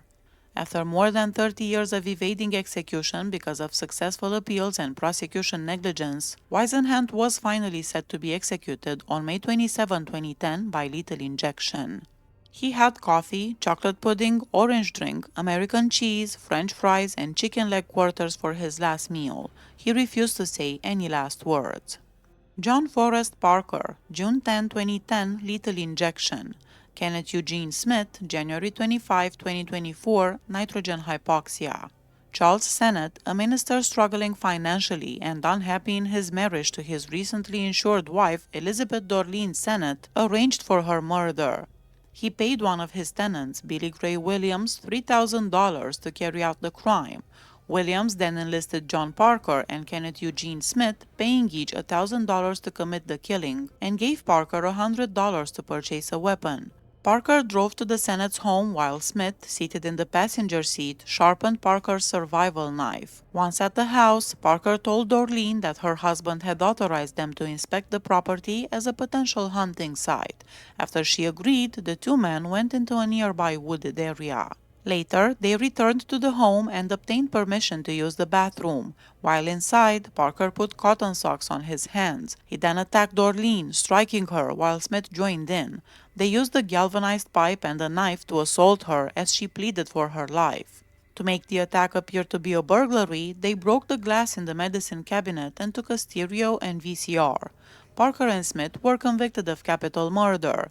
The jury recommended life without parole for Parker, but the judge overrode this and sentenced him to death. Williams was given a life sentence without parole for his role in the crime. Shortly after becoming a suspect, Charles Sennett, the victim's husband, committed suicide. Parker's last meal was fried fish, French fries, and iced tea. His last words were, "I'm sorry. I don't ever expect you to forgive me. I really am sorry." 12 years after his execution, it was Kenneth Eugene Smith's turn to be executed. Despite a pending motion to stay his execution before the U.S. Court of Appeals for the 11th Circuit at 7:45 p.m. on November 17, 2022, a lawyer from the Alabama Department of Corrections notified Smith's attorneys that they were preparing him for execution. Smith spoke briefly with his wife, but at 7:57 p.m., prison guards ended the call. He was then handcuffed, shackled, and taken to the execution chamber. At 7:59 p.m., the 11th Circuit issued a stay of execution, which Smith's lawyers immediately communicated to the Department of Corrections. Although the department acknowledged receipt of the stay, they did not inform Smith or allow him to speak with his attorneys, keeping him strapped to a gurney in the chamber. At 10 p.m., the execution team entered and attempted to place an IV in Smith's arm. Around 10:20 p.m., the U.S. Supreme Court lifted the 11th Circuit stay. Smith protested that the team was inserting the needle into his muscle, but they denied it. He was then positioned in an inverted crucifixion posture, and after a few minutes, the team injected him with an unknown substance, despite his objections. Another member repeatedly attempted to insert a central IV line near Smith's collarbone, but these attempts failed as well. By approximately 11:20 p.m., the execution was called off. Smith was left unable to walk or lift his arms, sweating profusely and hyperventilating. After the incident, Alabama Governor Kay Ivey called for a thorough review of the state's execution procedures. In August 2023, the court approved the scheduling of another execution date. Shortly after, the governor set Kenneth Smith's execution for January 25, 2024 to be carried out using nitrogen hypoxia. On January 10, 2024, a federal judge ruled that the state could move forward with the execution by nitrogen gas. Kenneth Smith had his final meal, steak, hash browns, and eggs, about 8 hours before his execution. He also received a last visit from his wife and sons. According to his spiritual advisor, Reverend Jeff Hood, Smith remained at peace, acknowledging the risks of execution by nitrogen hypoxia while accepting his imminent fate. Smith was secured to a gurney and wore a full face mask. His final words were, "Tonight, Alabama causes humanity to take a step backwards. Thank you for supporting me. Love all of you." Nitrogen gas began being administered at 7:57 p.m. Witnesses noted that he seemed conscious for several minutes, moving violently on the gurney and breathing heavily before his breathing became imperceptible. Smith appeared to lose consciousness around 8:02 p.m., with all movement stopping by 8:08 p.m. The witness room curtain was closed at 8:15 p.m., and he was officially pronounced dead at 8:25 p.m. Smith was the first person ever to be executed by nitrogen hypoxia. Michael Jeffrey Land, August 12, 2010, lethal injection.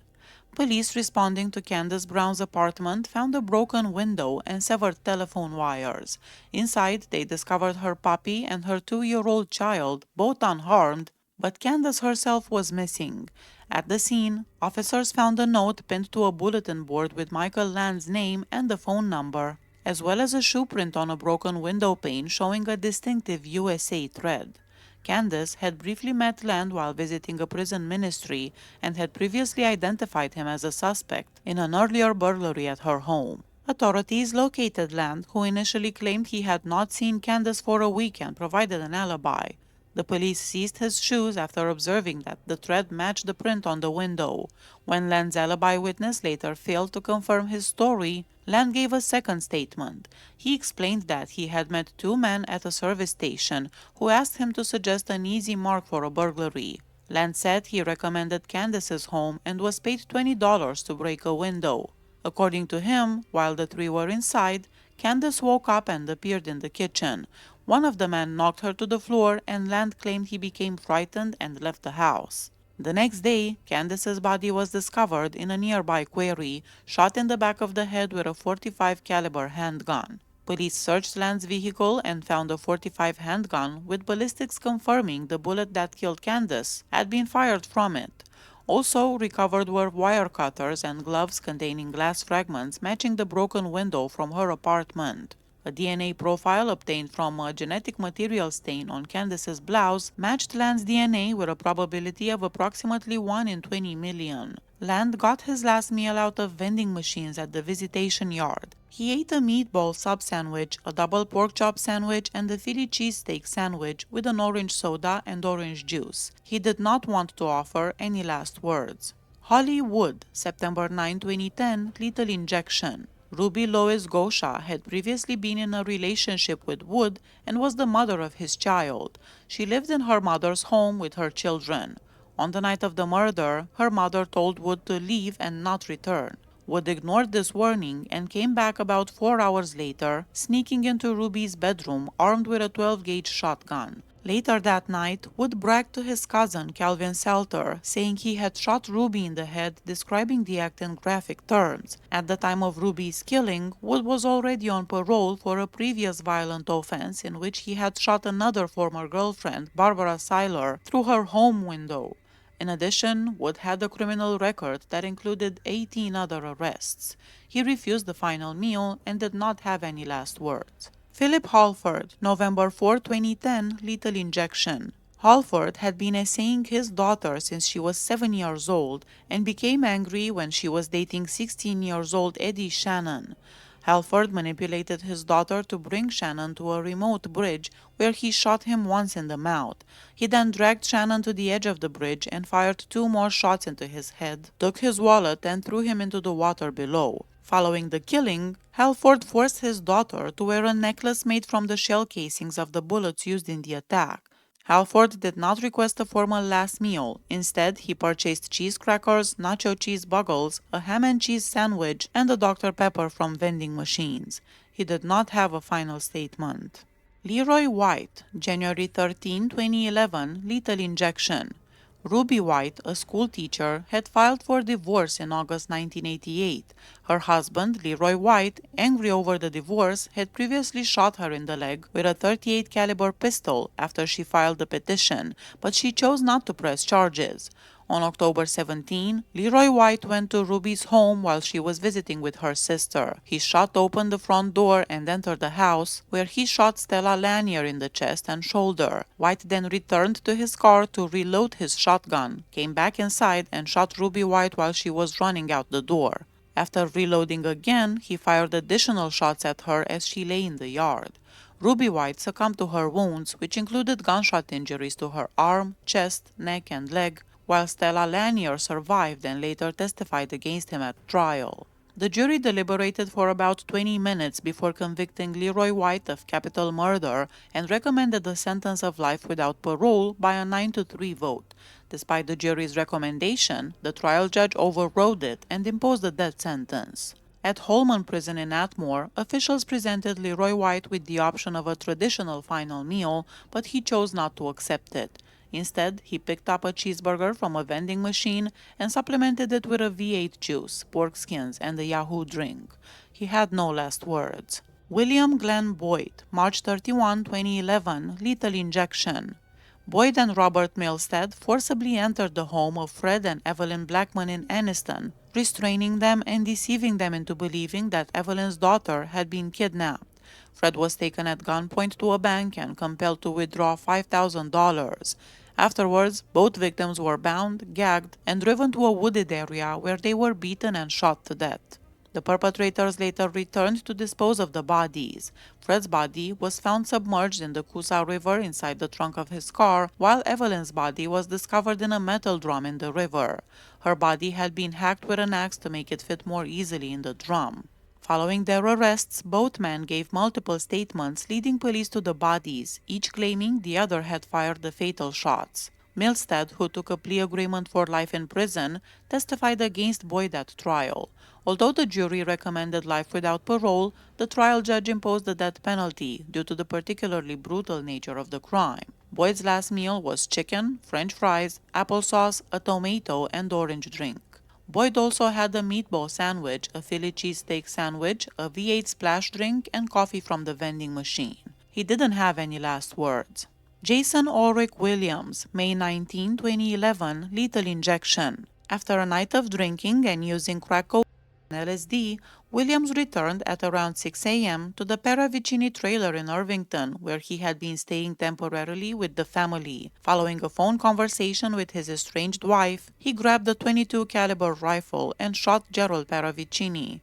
He then attacked his wife with the rifle and shot their 16-year-old son in the face. Williams proceeded about 200 yards to a neighbor's home where he shot Linda Barber, who was preparing for work at the U.S. Postal Service, and her husband, Freddie Barber, who was in the kitchen. He entered the bedroom and shot their 22-year-old son Brian while he slept, and also shot the younger son, 16-year-old Brad, in the hand before Brad managed to escape.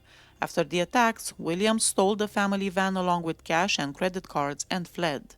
He was later caught in Mississippi, admitting to law enforcement that he had thrown the rifle over a bridge and claiming he could not remember the shootings.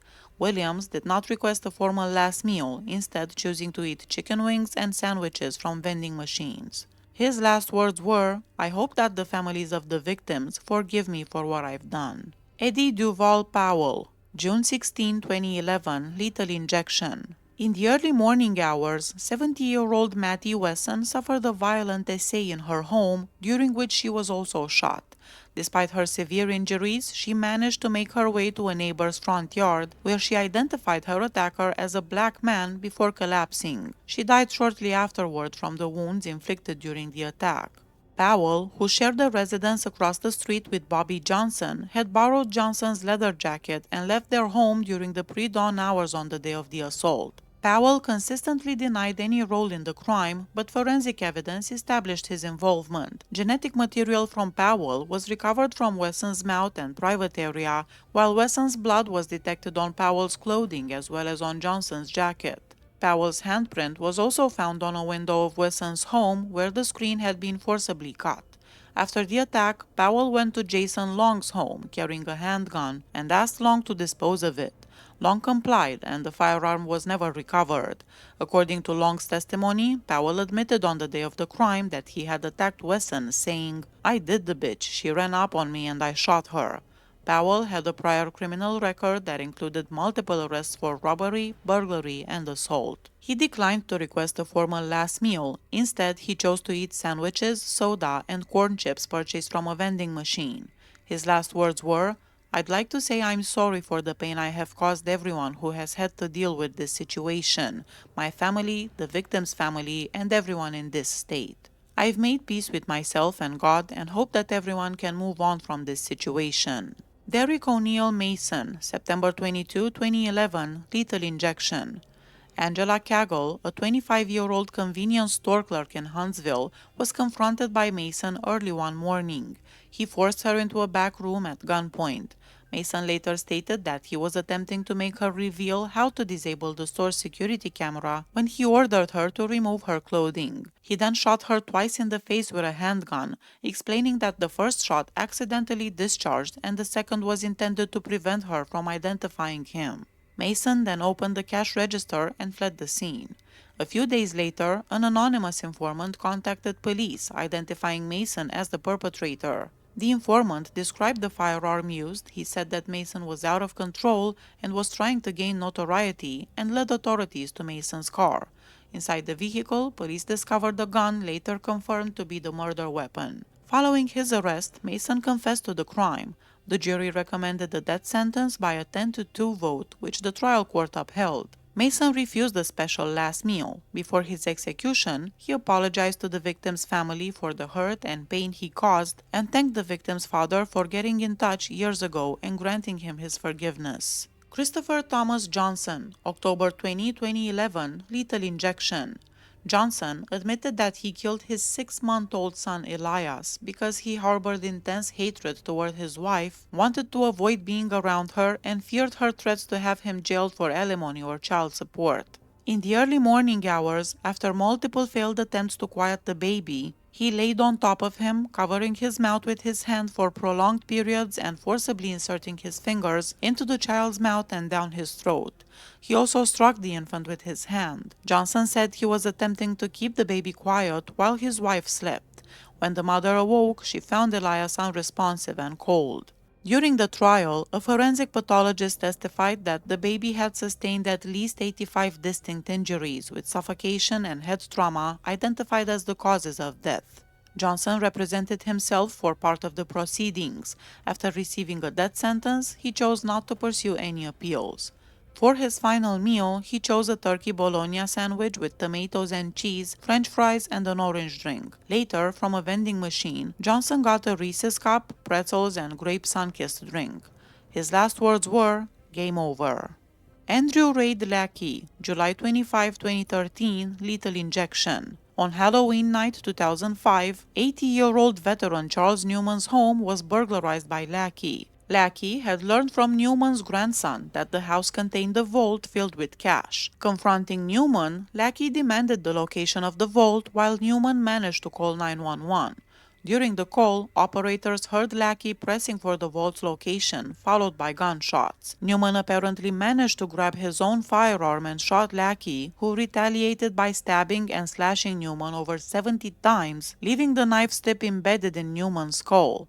Lackey also shot Newman in the chest, killing him. Afterwards, Lackey attempted to drive himself to the hospital, but he was forced to stop and was taken into custody. He received medical treatment for a gunshot wound, but refused to explain how he had been shot.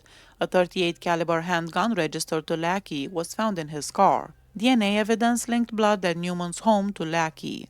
Following his direct appeal, Lackey chose to waive all further appeals.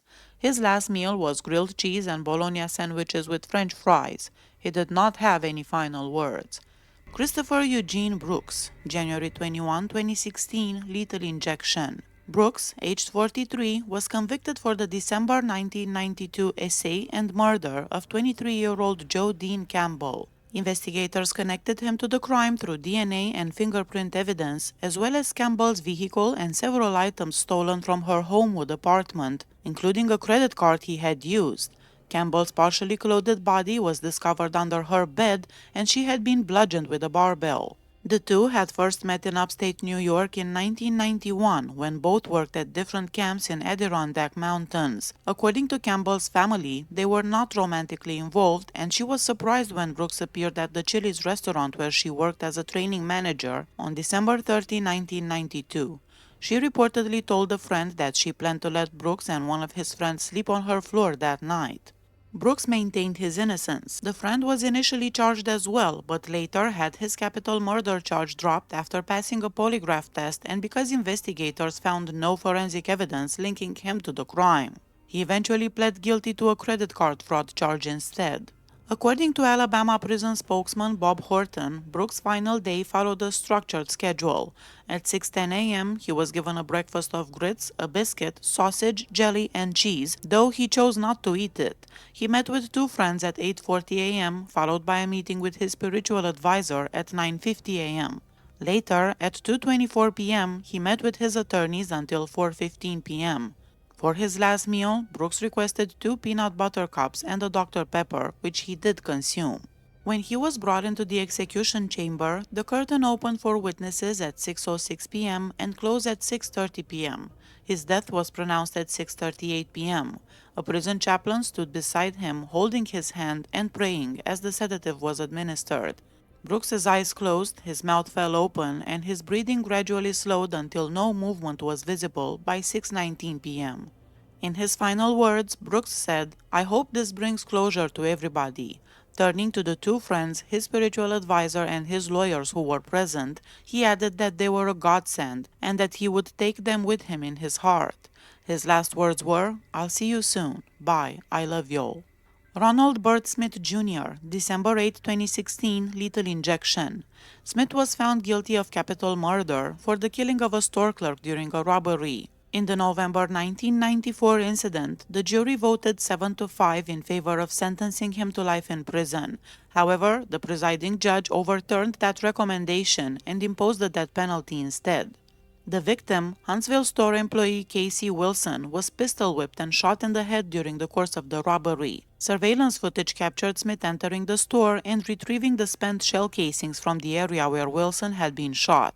Ronald Burt Smith Jr., 45, was pronounced dead more than 30 minutes after the lethal injection procedure began at the state prison. The execution used the three-drug protocol, starting with the sedative midazolam, a substance Smith had previously challenged in court, arguing that it could leave inmates conscious and in pain during the process. As the drugs were administered, witnesses reported that Smith began coughing and gasping, clenched his fists, and lifted his head off the gurney. Officials conducted two separate consciousness checks before proceeding with the final two injections. During the first check, Smith moved his arm. During the second, he again lifted it and at one point appeared to open one of his eyes. Before his execution, Smith spent time with his mother, father, son, and 4 close friends. For his final meal, he requested 3 pieces of fried chicken accompanied by French fries, but he chose to skip breakfast that morning. He didn't have any last words. Thomas Douglas Arthur, May 26, 2017, lethal injection. On the morning of February 1, 1982, at approximately 9:12 a.m., police officers in Muscle Shoals, Alabama, responded to a call at the home of Mary Jewel Judy Wicker and her husband, Troy Wicker. When officers entered the residence, they discovered a gruesome scene. Troy Wicker was dead in his bed, having been shot, while his wife, Judy, lay on the floor with traces of blood on her face. Her sister, Teresa Rowland, was found kneeling beside her. Investigators recovered 4 spent .22 caliber cartridge casings from the bed.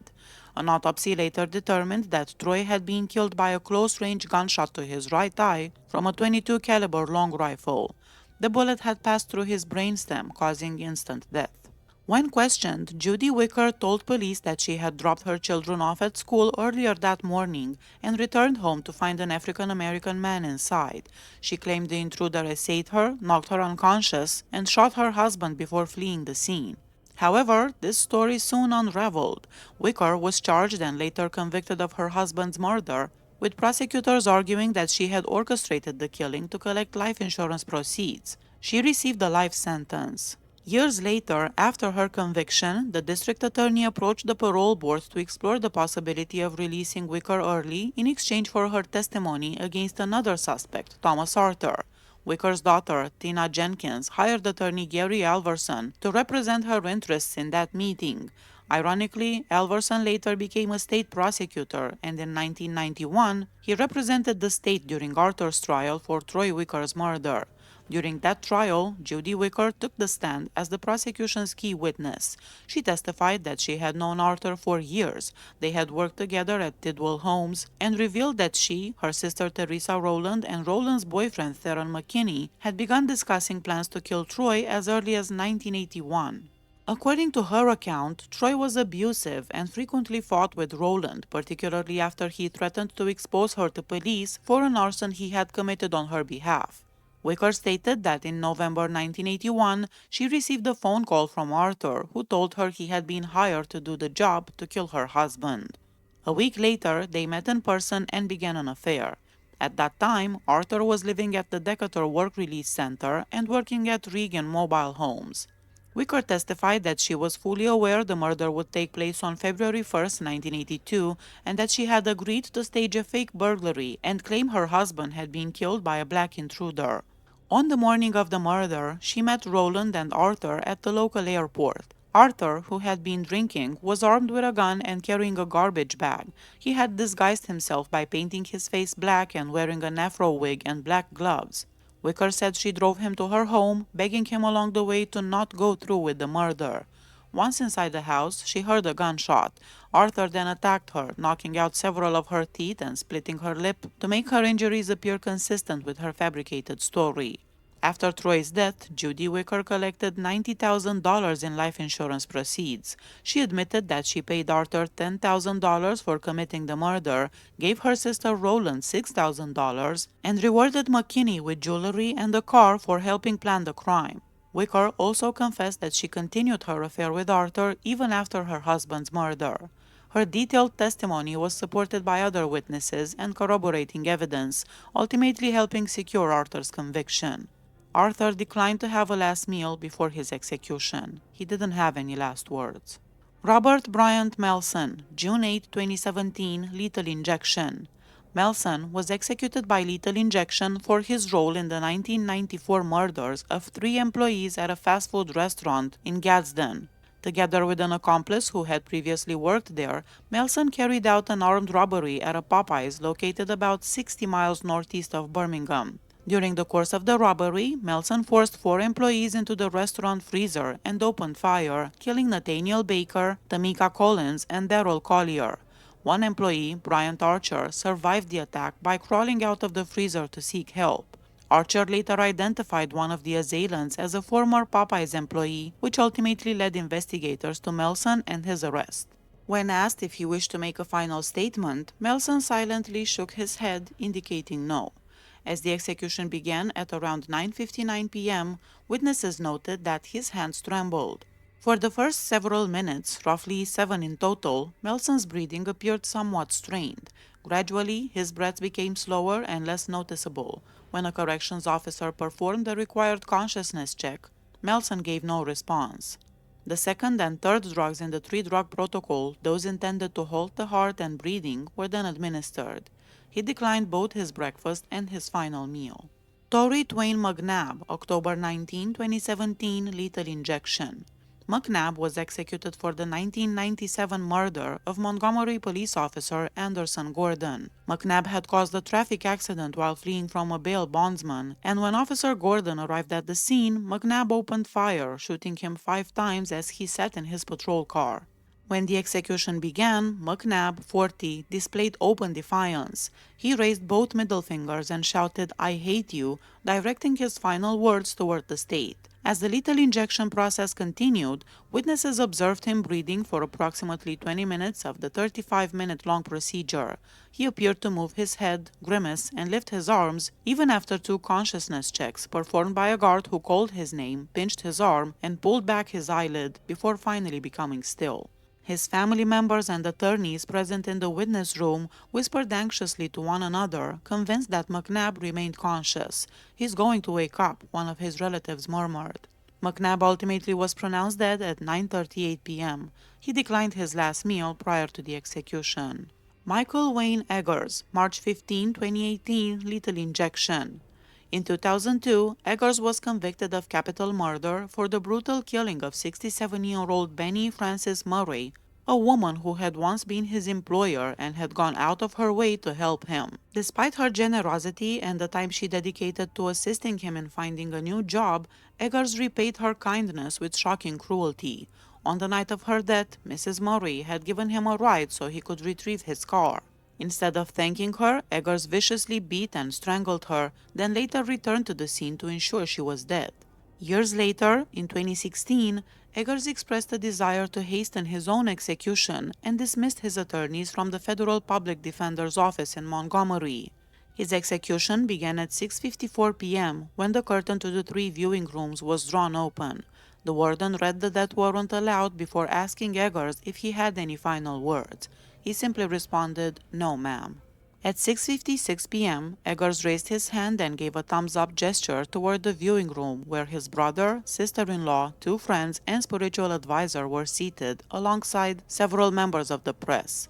One of the men in the group returned the gesture, signing "I love you" in sign language. By 7 p.m., Eggers' breathing became noticeably heavy. 3 minutes later, a corrections officer conducted a consciousness check, calling out "Inmate Eggers" 3 times while brushing his eyelid and pinching his arm. Eggers' arm twitched slightly in response. His breathing gradually slowed, and at 7:09 p.m., a second consciousness check was performed, during which he made no movement. At 7:12 p.m., witnesses observed his breathing stop entirely. The viewing room curtains were closed at 7:22 p.m., and at 7:29 p.m., Alabama Department of Corrections spokesman Bob Horton confirmed that Eggers had been pronounced dead. For his final meal, Eggers did not request anything special, and instead he ate the same meal served to the general prison population: chicken Creole, dirty rice, turnip greens, cornbread, creamed corn, cake, and a grape drink. Earlier that morning, he had eaten breakfast consisting of eggs, grits, prunes, and 2 biscuits with gravy. Walter Leroy Moody Jr., April 19, 2018, lethal injection. On May 7, 1972, Hazel Moody, the wife of Walter Leroy Moody, discovered a package in their kitchen that turned out to be a homemade pipe bomb. The device exploded in front of her, severely injuring her hand, thigh, and shoulder, and sending fragments of metal into one of her eyes. She required 6 surgeries to treat the injuries.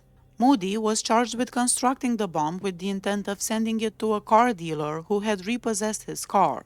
On October 19, 1972, he was acquitted of the charge of making the bomb, but he was convicted of possessing it, receiving a 5-year sentence at the Atlanta Federal Penitentiary.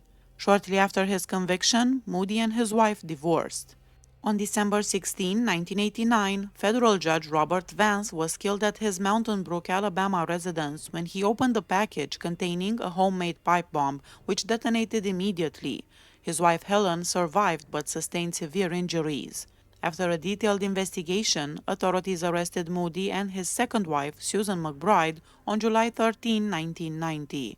McBride was quickly released on a $250,000 bail and later cooperated with prosecutors, testifying against Moody in exchange for immunity. Moody faced federal charges for the murder of Judge Vance and for the killing of Robert Robinson, a black civil rights attorney in Savannah, Georgia, who was killed 2 days later when a bomb exploded at his office on December 18, 1989. Additional charges included sending explosive devices that were intercepted and safely defused at the 11th Circuit Court headquarters in Atlanta and at the Jacksonville, Florida office of member Willie Dennis. Louis J. Free, the lead prosecutor under Robert Mueller, explained that the bombings were intended as diversions to mislead investigators. Moody's motivations for killing Vance and targeting the court stemmed from his anger over the judiciary's refusal to overturn his 1972 conviction for the earlier home explosion, despite Vance having no involvement in that prior decision. At 83 years and 26 days old at the time of his execution, Moody became the oldest person executed in the U.S. since the post-Furman era, surpassing the previous record held by John Nixon Sr., who was executed in Mississippi in December 2005 at 77 years and 8 months. Moody chose not to make a final statement, and his last meal consisted of Philly cheesesteaks, a Dr. Pepper, and M&Ms. Dominic Hakim Marcel Ray, February 7, 2019, lethal injection. In February 1994, Ray fatally shot brothers Reinhard and Ernest Mabbens after they declined to join a gang he led. On July 15, 1995, Ray and an accomplice abducted 15-year-old Tiffany Harville from her Selma, Alabama home. According to trial testimony, Ray essayed and murdered Harville, cutting her throat with a knife. Her body was discovered in a Dallas County field a month after she went missing. In 1999, both Ray and his accomplice were convicted. Ray's accomplice received a life sentence, while Ray was sentenced to death After jurors voted 11-1 in favor of the death penalty, Ray declined the final meal. His final words were spoken in Arabic. As he prepared to speak, he made a distinct hand gesture, a closed fist with his index finger extended. His gaze was directed toward the viewing room, where two of his attorneys and his spiritual advisor were present, along with several members of the media. Ray raised his head and glanced at his arm a few minutes after the execution started. He did not react when a correctional officer checked his consciousness a few minutes later. While he did not accept the evening meal, he did eat the regular breakfast served earlier in the day, which consisted of eggs, milk, potatoes, 2 biscuits, jelly, and prunes. Michael Brandon Samra, May 16, 2019, lethal injection. At the time of the crime, Samra was 19 years old, and he had been drawn into the offense by a 16-year-old friend, Mark Duke. Duke, reportedly furious that his father, Randy Duke, refused to allow him to use his pickup truck, became the instigator of the violent events. According to court records, Samra and Duke, both armed, confronted Randy at his residence. Present in the home at the time were Randy's girlfriend, Dedra Mims Hunt, and her young daughters, Chalisa and Chelsea. During the attack, Mark Duke shot his father first and then chased Hunt and the two girls through the house, ultimately killing the mother and Chalisa. Samra was found guilty of murdering Chelsea by slitting her throat. Initially, both Samra and Duke were sentenced to death, but Duke's sentence was later overturned after the Supreme Court ruled that the death penalty could not be imposed on individuals who were under 18 at the time they committed their crimes. Prison officials reported that Samra chose to forgo breakfast and did not request a final meal or any other last-minute accommodations.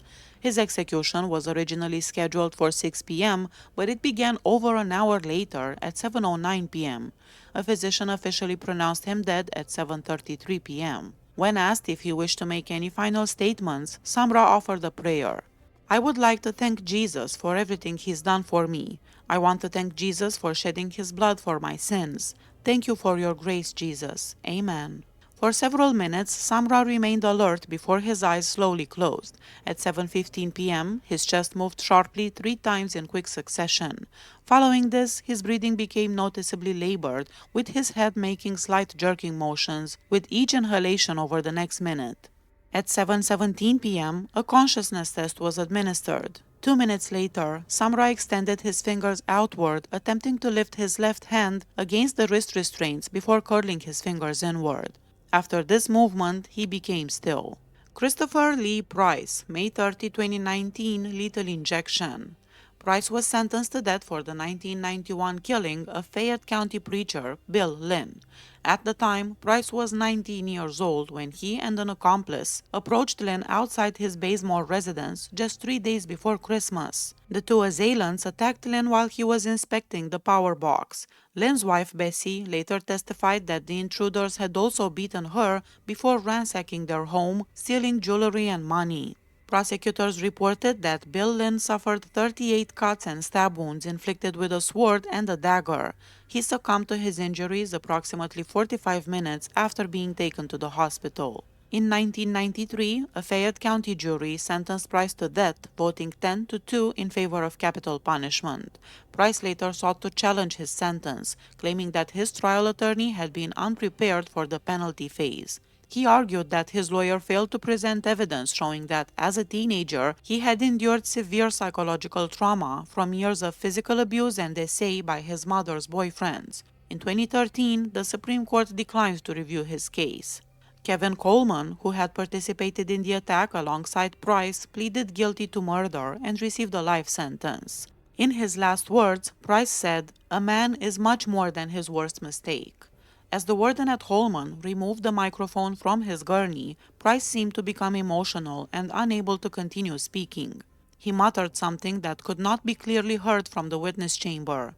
Price's last meal before his execution consisted of 4 pence of turtle pie ice cream, which he requested from the prison canteen. He declined breakfast on the day of his execution. Nathaniel Woods, March 5, 2020, lethal injection. The murders for which Woods was convicted occurred on June 17, 2004 in Birmingham, Alabama. On that day, 4 police officers, Harley Chisholm III, Charles Bennett, Carlos Owen, and Michael Collins, had a verbal encounter with Woods while attempting to serve an outstanding arrest warrant for another individual who was not present at a crack house on the 18th Street. At the time of the confrontation, Woods was inside the residence along with 4 others: Kerry Spencer, Fernando Belser, Marquita McClure, and Marquisha Williams. Following the encounter, the officers ran Woods' name through a police database, discovered that he himself had an outstanding warrant, and decided to return later that day to apprehend him. When the officers returned, only Woods and Spencer were inside the apartment. They entered the residence and pursued Woods, during which an officer deployed mace against him. According to Woods and Spencer, when the officers arrived, Spencer retrieved an SKS rifle while Woods was in the kitchen. After Woods surrendered to the officers, Spencer entered the room, saw 2 officers pointing firearms at him, and opened fire, killing 3 of the 4 officers, Chisholm, Bennett, and Owen, while Woods fled the apartment. Officer Collins was shot but survived the attack. The exact number of officers inside the apartment during the shooting was disputed. Collins claimed that only he, Owen, and Chisholm entered the apartment, while Bennett remained at the front door. As the 3 attempted to arrest Woods, Spencer allegedly appeared and fired at Collins, Owen, and Chisholm. Collins stated that he then heard Woods inform Spencer that another officer, Bennett, was at the front door, prompting Spencer to shoot Bennett as well. Following the shooting, Woods and Spencer fled to the home of their friend John Prather, where they hid until being arrested. Despite Woods not firing any shots, both he and Spencer were charged with the murders. Spencer consistently maintained that Woods was not involved, stating, "Nate is absolutely innocent. That man didn't know I was going to shoot anybody, just like I didn't know I was going to shoot anybody that day, period." For his last meal before his execution, Nathaniel Woods requested sweet potatoes, spinach, a chicken patty, a chicken leg quarter, cooked apples, fries, 2 oranges, and an orange-flavored drink. Woods ate only 1 bite of the chicken leg quarter and left the rest of the meal untouched. He had also refused breakfast on the morning of his execution. He did not make a final statement. Willie B. Smith, October 21, 2021, lethal injection. Smith was found guilty of the 1991 robbery and murder of 22-year-old Sharma Ruth Johnson. During the crime, he forced Johnson into the trunk of her own stolen vehicle and fatally shot her. Investigators reported that Smith then set the car on fire, leaving Johnson's body inside.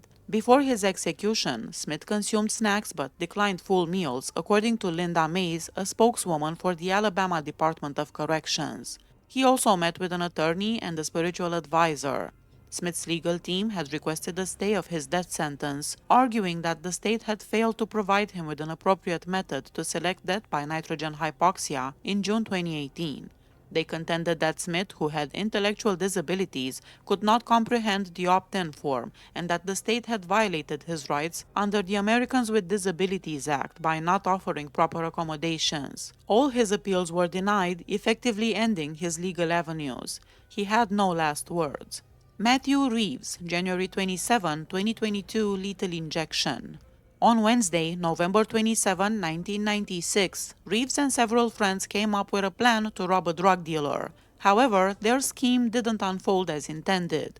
While in Selma, Alabama, Reeves's car broke down, leaving the group stranded. Willie Johnson Jr., a local man driving a pickup truck, offered to help by towing their disabled vehicle back to Reeves's house. Reeves rode in the bed of the truck as they made their way there. When they arrived, Reeves suddenly aimed a shotgun through the rear window of the truck's cab and shot Johnson, killing him instantly. Afterward, he took Johnson's money before fleeing. Later that same night, Reeves attended a party where witnesses said he mimicked the killing, pretending to cock a shotgun and jerking his body around in a grotesque imitation of the way Johnson had died. The next morning, Thanksgiving Day, Johnson's lifeless body was discovered inside his truck. Police arrested Reeves just a few hours after the murder at a nearby residence. 2 other men who had been involved in the incident, including Reeves's brother, were captured several days later. Both accomplices told authorities that Reeves had pulled the trigger and was solely responsible for Johnson's death. At the time, Reeves was just 18 years old. On July 20, 1998, he was sentenced to death for his role in the murder. His brother and co-defendant, Julius Reeves, received a sentence of life imprisonment without the possibility of parole. A third accomplice, Brenda Suttles, was given a life sentence as well, though she remained eligible for parole. Because of claims of intellectual disability, Reeves's execution was controversial to say the least. He was put to death at 44 years old. He had no last words and no last meal. Joe Nathan James Jr., July 28, 2022, lethal injection. James had been romantically involved with a woman named Faith Hall for roughly a year and a half to 2 years, according to Faith's brother. However, after their breakup, prosecutors said James became consumed by obsession and began stalking and harassing Faith for months leading up to her murder. Court records revealed that during the year before Faith's death, she and her grandmother filed 3 police reports for harassment and 1 for burglary against James. The reports described a disturbing pattern of behavior. James had repeatedly threatened to kill Faith, broken into their home and caused property damage, pounded on windows, made constant phone calls, and sat for long periods in their driveway watching the house. On August 15, 1994, Faith went shopping with a friend and then returned to the friend's apartment, unaware that James had followed them. Once they realized he was outside, Faith, her friend, and the friend's children rushed inside and tried to barricade the door. James forced his way in moments later. Faith attempted to calm him down and defuse the situation to protect the children, but her efforts failed. As she tried to run away, James fired 3 shots at her. Even after she had fallen to the ground, he fired another round, killing her. Toni Hall Melton was 3 at the time her mom died, and Theron Hall was 6. Faith's brother was 24. 50-year-old James was executed at the William C. Holman Correctional Facility in Atmore. The execution process began at 9 p.m. The death warrant was formally read 3 minutes later at 9:03 p.m. Throughout the entire procedure, James kept his eyes closed and chose not to make any final statement. At 9:05 p.m., witnesses observed a faint trembling in the IV line attached to his arm, and about a minute later, his breathing became strained and heavy. This labored breathing continued until around 9:10 p.m., when a correctional officer conducted a standard consciousness check by calling out James' name, flicking his eyelid, and pinching his arm. Although his head shifted slightly to the side after the pinch, he showed no signs of awareness or response. By 9:12 p.m., James appeared to have stopped breathing. 6 minutes later, at 9:18 p.m., the curtains to the viewing area were drawn closed. His official time of death was recorded as 9:27 p.m. James declined the final meal and made no last-minute requests. Earlier that day, he had also refused breakfast, which consisted of grits, eggs, apple jelly, 2 biscuits, orange juice, and a slice of bread. His execution was believed to be one of the longest in U.S. history, drawing widespread media attention and sparking considerable controversy. The case became even more debated because the victim's own family publicly pleaded for his life to be spared, urging the state not to carry out the execution. He had no last words. James Edward Barber, July 21, 2023, lethal injection. Barber was convicted for murdering Dorothy Epps, a 75-year-old lady who he had known for the majority of his life. He was in fact her handyman and was very often in contact with the victim before deciding to rob her. At the time, her husband was out of town and he told the neighbors to keep an eye on his wife in case she needed anything. Barber killed Dorothy with a hammer, and his palm print was found at the crime scene. At the time of her passing, Dorothy Epps weighed around 100 pounds and stood 5 feet 5 inches tall.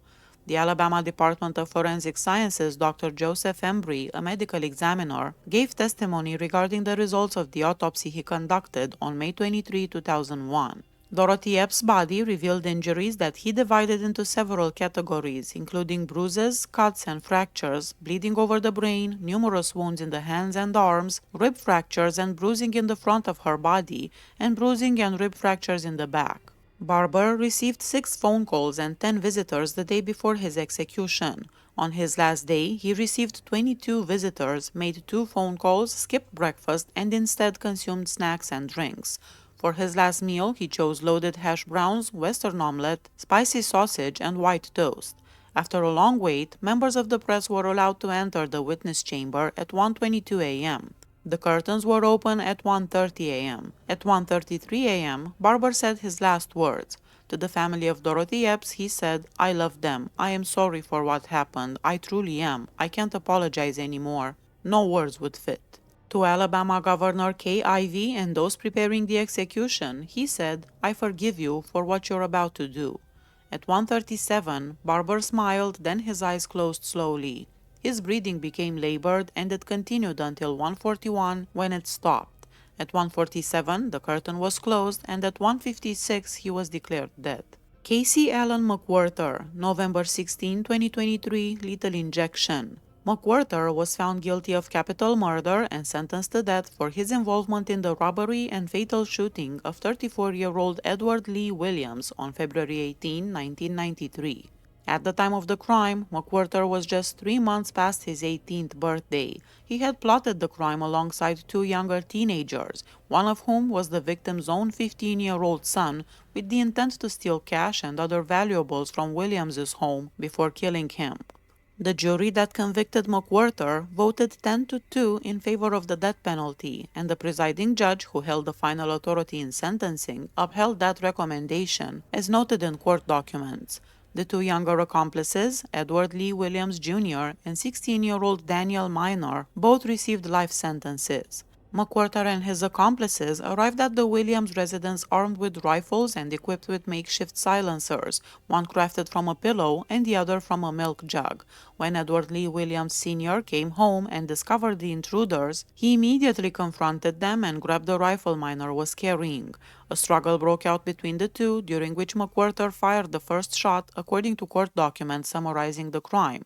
In total, Williams was struck by 11 bullets. On the day of the execution, the curtain to the chamber was opened at 6:30 p.m. McWhorter was already secured to the gurney with intravenous lines in place. At the start of the procedure, he moved slightly, rubbing his fingers together, but soon his breathing began to slow until it was no longer visible. "I would like to say I love my mother and family," McWhorter said in his final statement. "I would like to say to the victim's family, I'm sorry. I hope you find peace." In addition to this apology, McWhorter used his last words to make a pointed remark directed at his executioner, the prison warden, referencing the warden's alleged history of domestic violence. "It's not lost on me that a habitual abuser of women is carrying out this procedure." His last meal was turtles candy. He refused his breakfast and lunch trays, but he accepted a peach soda. James Ray Mills, May 30, 2024, lethal injection. On June 24, 2004, in the late afternoon, 30-year-old Jamie Ray Mills and his common-law spouse Joanne Mills went to Floyd and Vera Hill's residence on County Road 54 in Marion County, Alabama, with the intention of robbing them. Mrs. Hill, 72, suffered from diabetes and was in terrible health. Mr. Floyd Hill, who was 87 years old, took care of his sick wife. They had been married for 55 years. During Jamie Mills' trial, Joanne Mills testified that on the day of the attack, she and Jamie Mills arrived at the Hills' house around 5:15 p.m. The Hills welcomed them inside, and while Jamie used their phone, Joanne spoke with the Hills. Later, the Hills showed them yard sale items stored in a shed. While outside due to the rain, Joanne witnessed Jamie Mills attacking Floyd and Vera Hill. She saw Jamie striking Vera with a hammer and heard him repeatedly hitting both victims. After the assault, Jamie handed Joanne a machete, a tire tool, and a hammer, and demonstrated how to cover Floyd Hill's head with a towel to silence him. The state of Alabama executed Jamie Mills, 50, by lethal injection. At 6:07 p.m., the observation room's front window had its drapes opened. Mills had an IV line in each arm and was strapped to a gurney cruciform. The lines passed through a tiny square-shaped opening in the death chamber's back. His last words were, "I love my family. I love my brother and sister. I couldn't ask for anything more. I love y'all. Carry on." During his execution, Mills appeared to acknowledge his witnesses through the glass window, giving thumbs up and sharing a moment of prayer with his spiritual advisor, even winking at him. As he received a blessing, Mills closed his eyes and seemed to lose consciousness. Guards checked his awareness by touching and pinching him, noting slight chest and abdominal movements indicating shallow breathing. Mills appeared to take his final breath at 6:16 p.m., with prison officials officially declaring his death around 6:26 p.m. His last meal included 3 large shrimp, 2 catfish fillet, 3 oysters, 3 onion rings, and 1 stuffed crab. Joanne Mills is currently serving a life sentence without the possibility of parole. Keith Edmund Gavin, July 18, 2024, lethal injection. Gavin was found guilty of killing William Clinton Clayton Jr. in 1998 and robbing him in front of a Regions Bank in Center, Alabama. He already had another murder conviction for a killing that happened 20 years prior to this one that brought him the death penalty. Since 1998, Gavin has insisted on his innocence, placing the blame on his cousin who was present when the crime was committed. There were no apparent difficulties when the execution started at 6:16 p.m., according to the witnesses. At 6:20 p.m., Gavin appeared to have passed away as he had closed his eyes. He didn't seem to respond physically to anything during the procedure. "I love my family" was Gavin's last statement before he passed away. He seemed to pronounce a few Arabic terms as well. According to the Alabama Department of Corrections, Gavin skipped breakfast, lunch, and dinner the day before he was put to death, but he did consume a bag of Ruffles cheddar sour cream potato chips, a bag of Lay's plain potato chips, and a chocolate Hershey bar with almonds. Gavin did not make any special requests and declined his last meal. He did enjoy a snack of some ice cream and some Mountain Dew. Alan Eugene Miller, September 26, 2024, nitrogen hypoxia. On August 5, 1999, Miller, carrying a .40 caliber Glock handgun, fatally shot two of his colleagues, 32-year-old Lee Holdbrooks and 28-year-old Christopher Yancey, at a heating and air conditioning supply company. Afterward, he drove approximately 5 miles to a previous workplace and murdered his former manager, 39-year-old Terry Jarvis. During the attacks, Holdbrooks was struck 6 times by gunfire, Yancey was shot 3 times, and Jarvis was hit 5 times. Following the shootings, Miller fled the scene in his vehicle, but he was later stopped along an Alabama highway when police spotted him. The arrest required the coordinated effort of 4 officers and 4 separate sets of handcuffs to restrain him. Testimony presented at trial suggested that Miller's alleged motivation for the killings stemmed from his belief that his victims were spreading rumors about him being homosexual. A psychiatrist retained by Miller's defense team diagnosed him with a severe mental disorder. At the time of the incidents, Miller was employed as a delivery truck driver for Ferguson Enterprises in Pelham. Miller's execution was the second to be carried out by nitrogen hypoxia. His last meal was a hamburger steak, a baked potato, and French fries.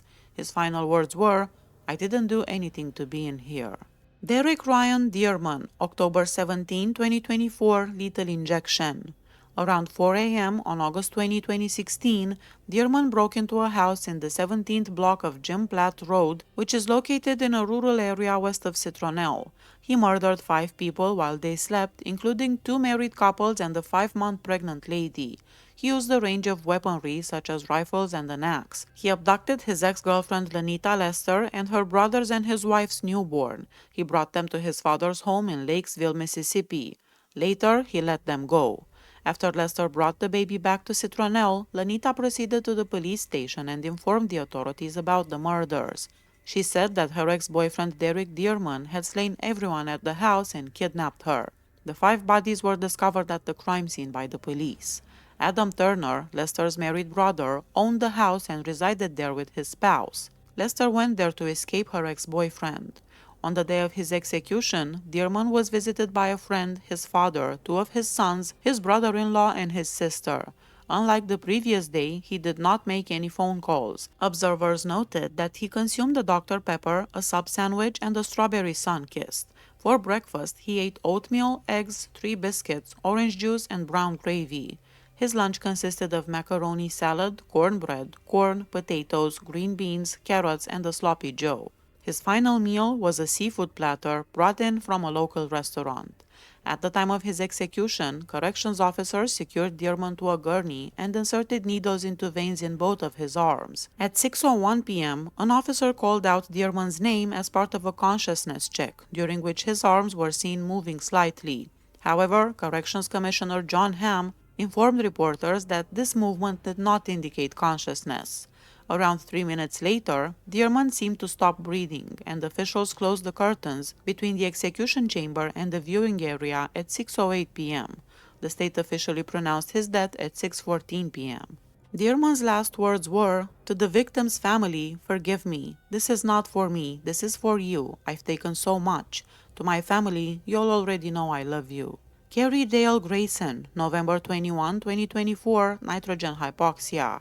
Vicky DeBlio, age 37, was dropped off by a friend on I-59 close to Chattanooga, Tennessee on the evening of February 21, 1994, so she could hitchhike to her mother's house in Louisiana. She was spotted traveling by 4 teens who had been consuming alcohol and using drugs: Kerry Grayson, Kenny Loggins, Trace Duncan, and Louis Mangione. Instead of taking her to Louisiana, as they had promised, they drove her to a secluded area while pretending to pick up another vehicle. When they got out of the car and arrived in this place, they all started drinking. Miss DeBlio started to flee from the boys who were throwing bottles at her. They kicked her repeatedly all over her body after tackling her to the ground. When they saw she was still alive, Grayson stood on her throat till she gurgled blood and murmured, "Okay, I'll party," before passing away. After removing her clothing and ring, they placed her body in the back of a pickup truck, drove her and her luggage to Bald Rock Mountain, where they played with her body before tossing it off a cliff. They next headed to Pell City Car Wash to wash the blood from the truck. They searched through her bags and concealed it in the forest. They brought Mangione home after leaving Birmingham and went back to Bald Rock Mountain to begin mutilating the body. They stabbed and sliced her 180 times, removed part of a lung, and severed her fingers and thumbs. 3 rock climbers discovered the body on February 26, 1994, and reported it to the authorities. The medical examiner discovered 2 large incisions in her chest, almost every bone in her skull fractured, every bone in her face fractured at least once, lacerations over these fractures, a missing tooth, and all of these injuries that we already talked about. After Mangione started showing one of Mrs. DeBlio's fingers to friends, all accused were subsequently detained. Grayson, who became the 3rd individual in the state to be executed using nitrogen gas, was officially pronounced dead at 6:33 p.m. Observers from the media noted that he exhibited heavy, labored breathing for close to 10 minutes, accompanied by sudden muscular twitches that officials described as involuntary. When given the opportunity to speak his final words, Grayson reportedly directed a profanity at Terry Raybon, the warden of Holman Correctional Facility, before staff removed the microphone. Alabama Department of Corrections Commissioner John Hamm stated that the nitrogen gas flowed for approximately 15 minutes and that Grayson's death occurred roughly 10 minutes after the gas began being administered. Hamm added, "The initial movements he was making, everything he did, based on our assessment and that of our staff, that was all performance, consistent with his prior behavior." His requested last meal consisted of soft tacos, beef burritos, a tostada, and a side of chips with guacamole paired with a Mountain Dew blast. On the day of his execution, Grayson declined both his breakfast and lunch trays, although some reports noted that he consumed coffee and Mountain Dew during the day. Demetrius Terrence Frazier, February 6, 2025, nitrogen hypoxia. Between 1991 and 1992, Frazier, who was 19 at the time, committed 2 separate murders in Alabama and Michigan. On November 27, 1991, in Birmingham, Alabama, Frazier noticed that a ground floor apartment had its lights on and decided to attempt a robbery. He removed the window screen and entered the apartment. While searching the residence, he found a small amount of cash, around $5 to $10, and then came across 40-year-old Pauline Starks Brown asleep in another room. After waking her, Frazier demanded more money, and Brown handed over $80 from her purse. He then threatened her with a firearm and essayed her. When Brown pleaded for her life, Frazier shot her in the back of the head. He briefly left the apartment to see if anyone had heard the gunshot, and upon returning discovered that she had died. Frazier searched for additional money, ate some food, and ultimately left, disposing of the gun in the process. Brown's body was later discovered by Tyrone Mitchell, her co-worker and friend, who had grown concerned after she failed to give him a ride to work. Mitchell, along with 2 maintenance workers, gained access to the apartment through a window and found her body lying face down in the bedroom. At the time of her death, Brown was survived by 2 daughters and a grandchild who had been born just weeks prior. On March 8, 1992, in Detroit, Michigan, Frazier murdered 14-year-old runaway Crystal Kendrick during an attempted essay. He confined Kendrick in an abandoned house, and as she tried to escape, he shot her in the head, killing her. Kendrick had been a well-behaved child before her mother's abandonment and struggles with drug addiction, which left her without proper guidance, leading her down a troubled path. Her guardians and friends later expressed deep guilt and sorrow for being unable to provide better care and protection for her. Frazier was quickly identified as a suspect in Kendrick's murder and was added to the wanted list. He remained on the run for the crime until his arrest later that same month. During his custody in Michigan, Frazier confessed to killing Pauline Brown. In his final statement, Frazier expressed remorse, saying, "First of all, I want to apologize to the friends and family of Pauline Brown. What happened to her should have never happened. I want to apologize to the black community." Around 6:10 p.m., a member of the corrections staff adjusted Frazier's mask, and a few minutes later, nitrogen gas began to flow. Media observers noted that Frazier experienced difficulty breathing for several minutes during the execution. At one point, witnesses saw his legs lift and his body twitch, a reaction similar to those recorded in the 3 previous executions the state had conducted using nitrogen gas. According to observers, Frazier appeared to take his final breath at approximately 6:20 p.m. His last meal consisted of items from Taco Bell: burritos, a chicken chalupa, tacos, chips and dip, and a Mountain Dew. He refused the standard breakfast and lunch offered earlier in the day, but chose to eat his final dinner meal. James Lee Osgood, April 24, 2025, lethal injection. Osgood's execution followed a series of legal proceedings and appeals stemming from his conviction for the brutal 2010 essay and murder of 44-year-old Tracy Lynn Brown in Chilton County. Osgood and his then-girlfriend Tonya Van Dyke attacked Brown at her home. Court documents revealed that Brown, who was Van Dyke's cousin, was coerced at gunpoint to engage in essay. She was then savagely beaten, stabbed in the back, and had her throat slit. Her body was discovered on October 13, 2010, after she failed to show up for work. Both Osgood and Van Dyke were arrested and charged in connection to the crime. Van Dyke received a life sentence without the possibility of parole, while Osgood was convicted on 2 counts of capital murder committed during the course of both first-degree essay and first-degree sodomy. At 6:09 p.m., the witness room's curtains opened. Osgood turned to face relatives seated in a witness room as the execution began. As he passed out, friends and family wept softly. Wearing a khaki prison uniform and strapped on a gurney, Osgood spoke about his victim in his final moments. His last words were, "I haven't said her name since that day," Osgood said, adding that was because he was unsure if he should say it. "Tracy, I apologize." Around 6:15 p.m., his head fell back onto the gurney as his breathing grew laborious and heavy. By approximately 6:18 p.m., his breathing was no longer detectable. He was declared dead a few minutes later. 5 attempts were made to attach the 2 necessary IV lines to Osgood. His final meal was pizza. He declined his lunch tray but ate breakfast and some snacks. Before his execution, Osgood had meetings with 11 individuals, including his sister and daughter, other relatives, friends, and a lawyer. He also had a phone conversation with someone. Gregory Hunt, June 10, 2025, nitrogen hypoxia. Hunt was found guilty of capital murder for the death of Karen Lane, a 32-year-old woman who was killed on August 2, 1988, in the Cordova apartment she shared with another roommate in Walker County. Hunt had been in a brief relationship with Lane that lasted about a month. Prosecutors stated that, consumed by jealousy, Hunt broke into Lane's apartment, essayed her, and violently beat her to death, causing a total of 60 separate injuries to her body.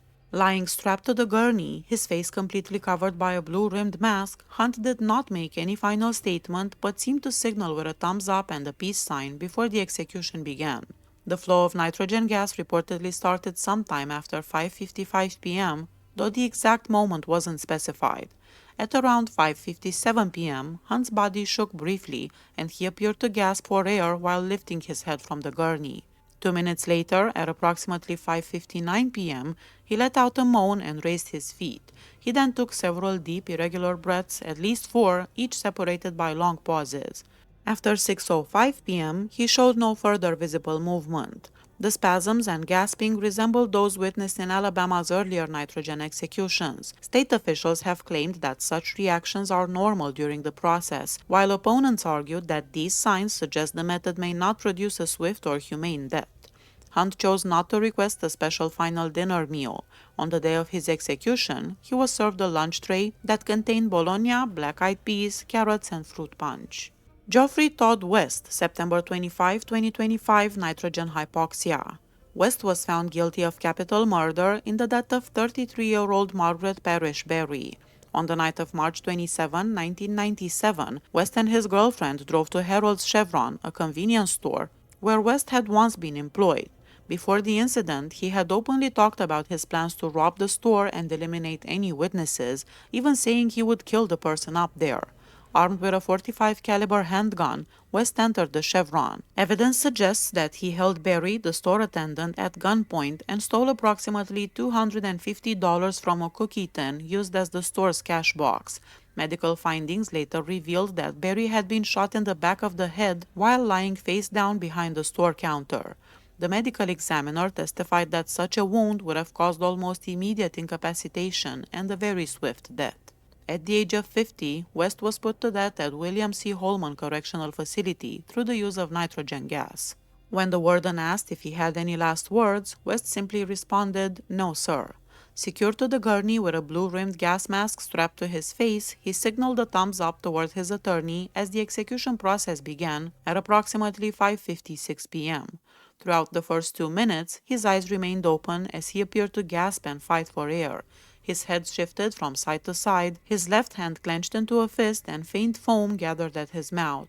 By around 6:01, his breathing pattern changed, becoming a sequence of long, drawn-out breaths separated by extended pauses. Roughly 6 minutes later, at 6:07, he became motionless.